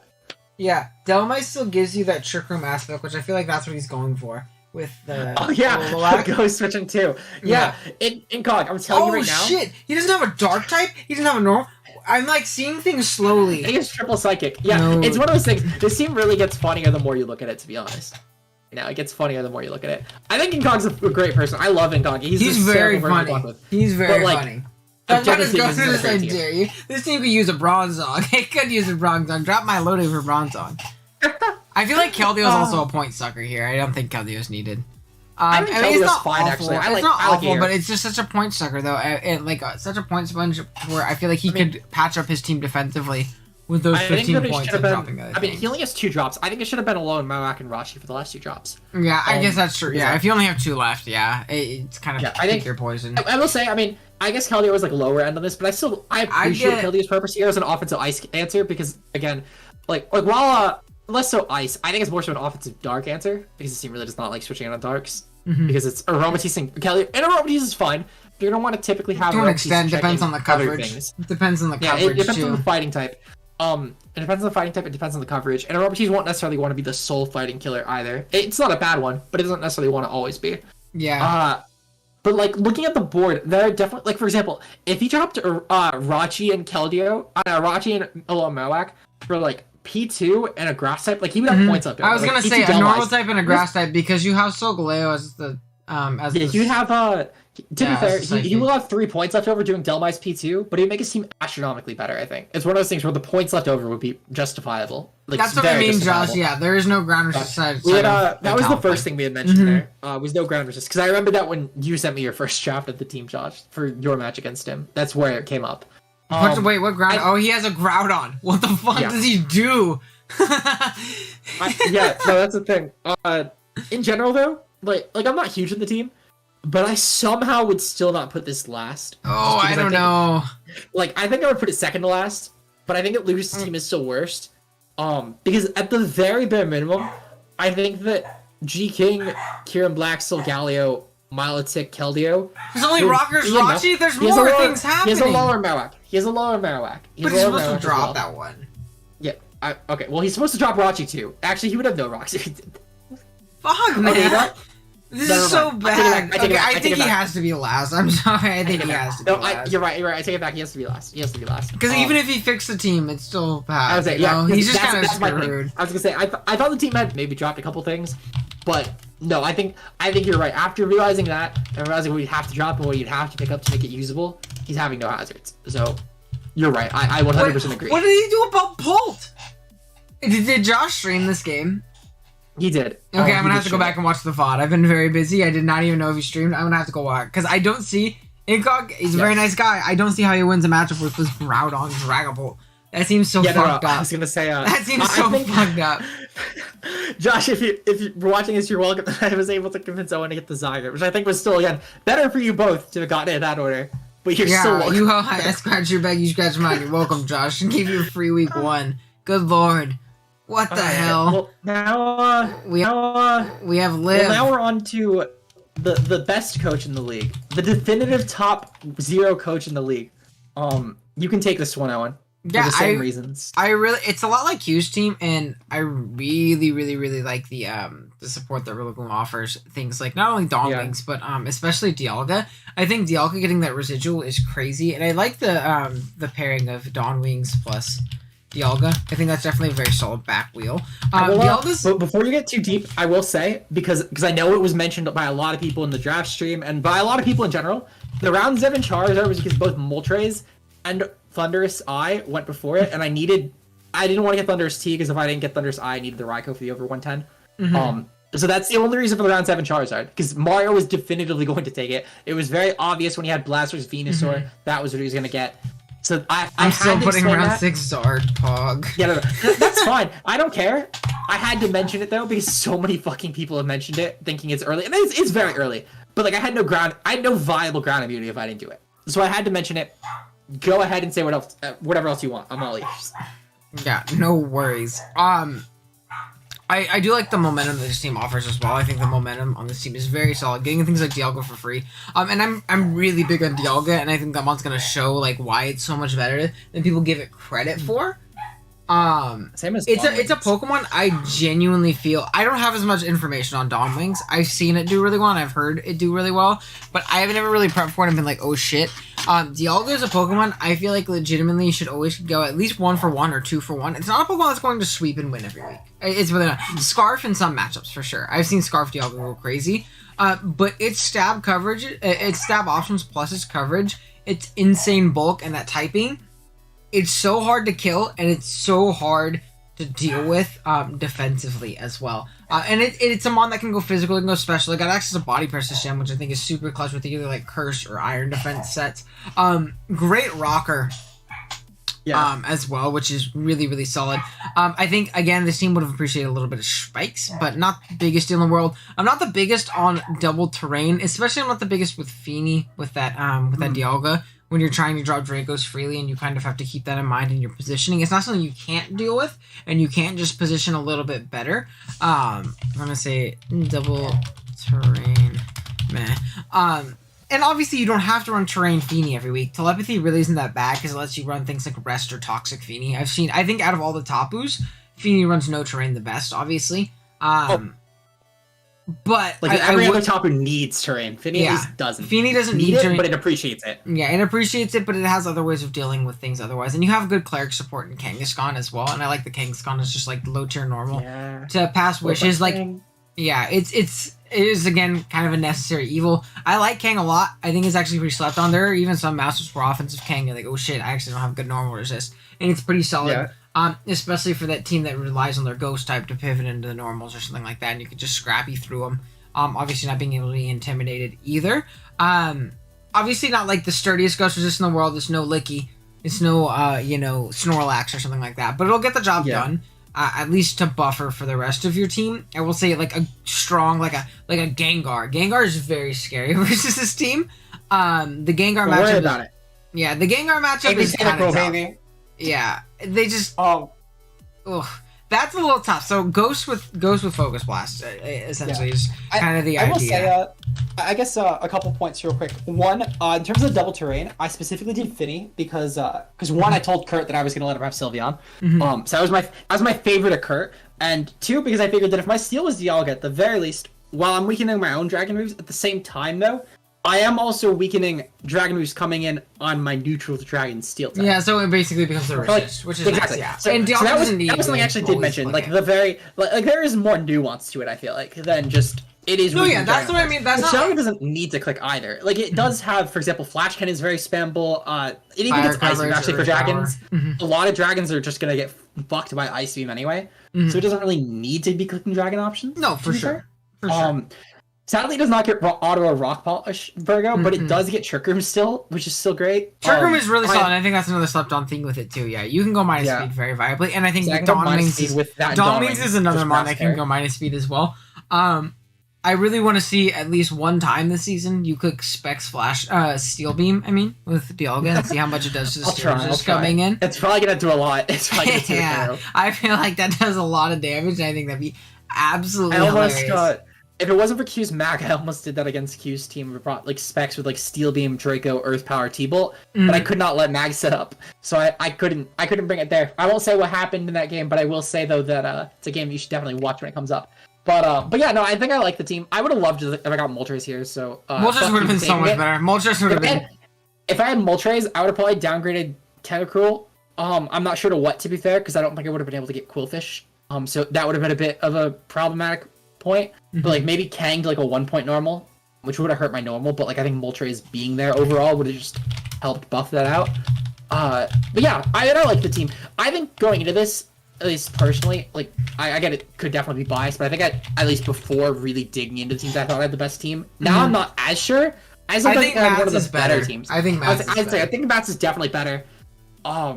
I mean, I guess if I had to place myself, I'd probably place myself like below Josh. I was thinking either below or above Josh. One thing I did want to mention as well is your speed tiers are solid in the upper half, but you don't have a Pokemon slower than Dawnwings, so I feel like Trick Room isn't as viable of an option for you anymore. I'm gonna have to go with like room service to make it work. But I mean, to be fair, like with how fast my team is, Trick Room isn't the first thought I guess the people go to. So no, it's not. It's not.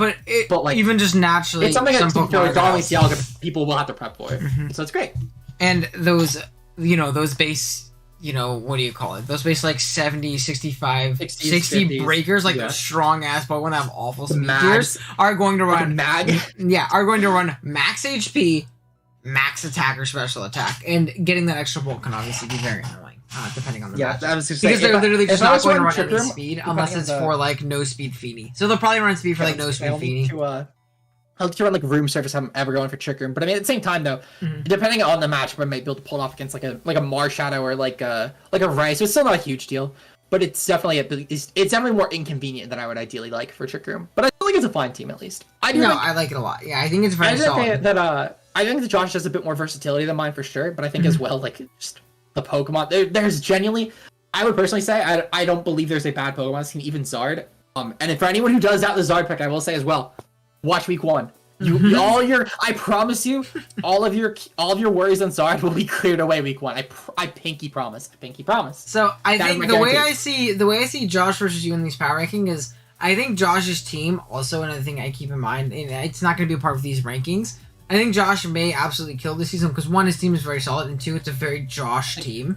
I think the team fits him as a player too. Crazy. Josh is just objectively the better player. Yeah, Josh is a great player, and his team is like absolutely fitting to his weird ass however the hell he plays and wins playstyle. Again, it works, no shade, but Josh wins and builds in very interesting ways. He's in my front office, and some of the shit he says to me, I want to throw my head in the wall. Like, how do you think that's a good idea?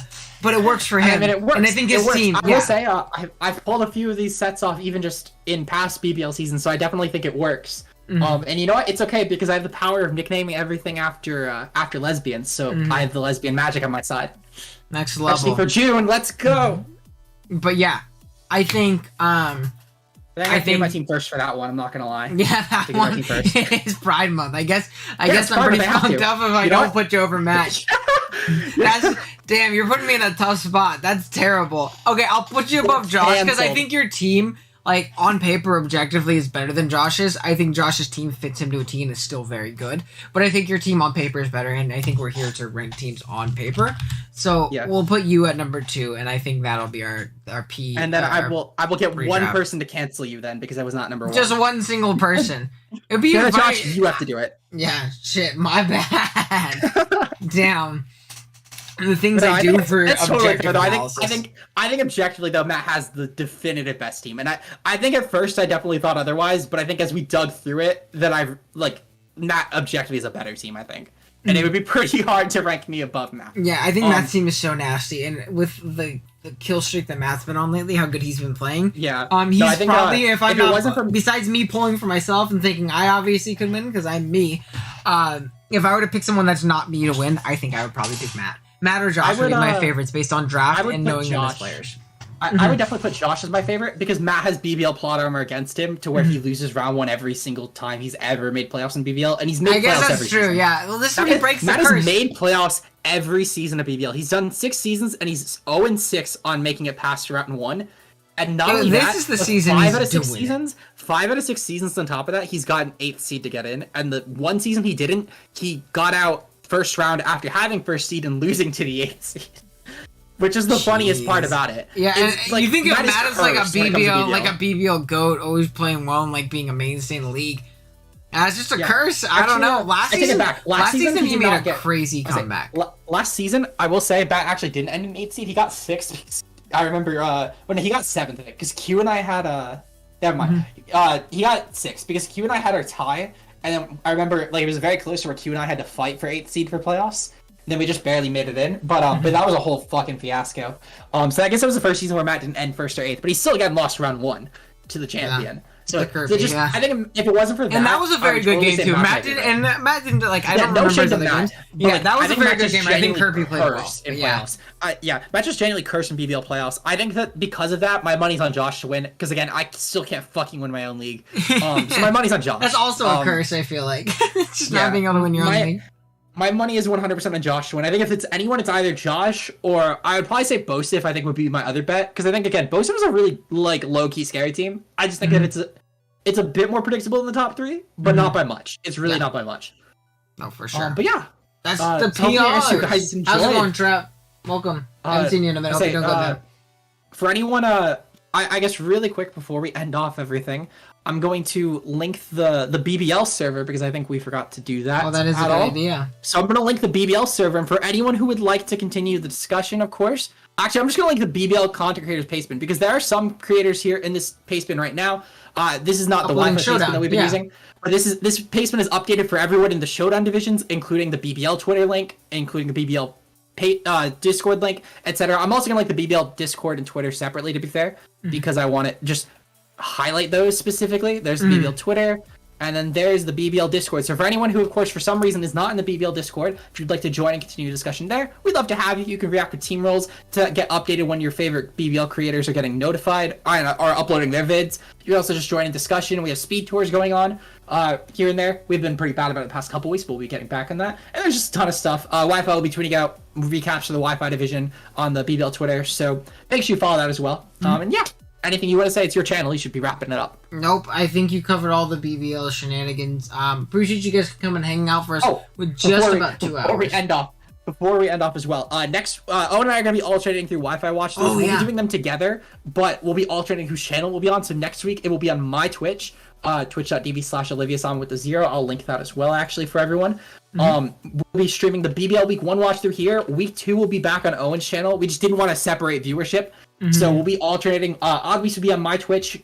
Even weeks will be on Owen's YouTube. So make sure you follow both, obviously. So you're around. Yep, and Liv's links. Everything. Yeah, Liv's link. Obviously, she put the Twitter, but her all of her links are in like the top line of the description. So definitely check that out as well. Thanks for hanging out with us again. Just about 2 hours, which is pretty good when it comes to PRs, especially 2 people talking. I think we got through them pretty crisp and clean. If you guys haven't dropped a like on the stream yet already, I'd appreciate it. Helps push us out that much more. And yeah, join the BBL server. Go check out your favorite BBL creators. We'll be doing this every week. I'm also doing watch throughs for Silvally, and Liv is doing watch throughs for RCS, being the Showdown divisions. So, you know, plenty of BBL content. It's BBL summer. Yes. And Corey as well will be doing streams for our D3 for Type Null. Wanted to mention that as well. Yeah, and those games are probably super fun to watch. I'm pissed. I'm pissed I missed the first one, but those games were very, very fun to watch. Those were very fun to watch. It was nice. It was a nice laid back sort of stream. It's just a lot of going, what the fuck? Okay, guys, thank you for coming out again. So now we've wrapped up for 3 minutes. All right, I'll see you guys later. Thanks for coming out again.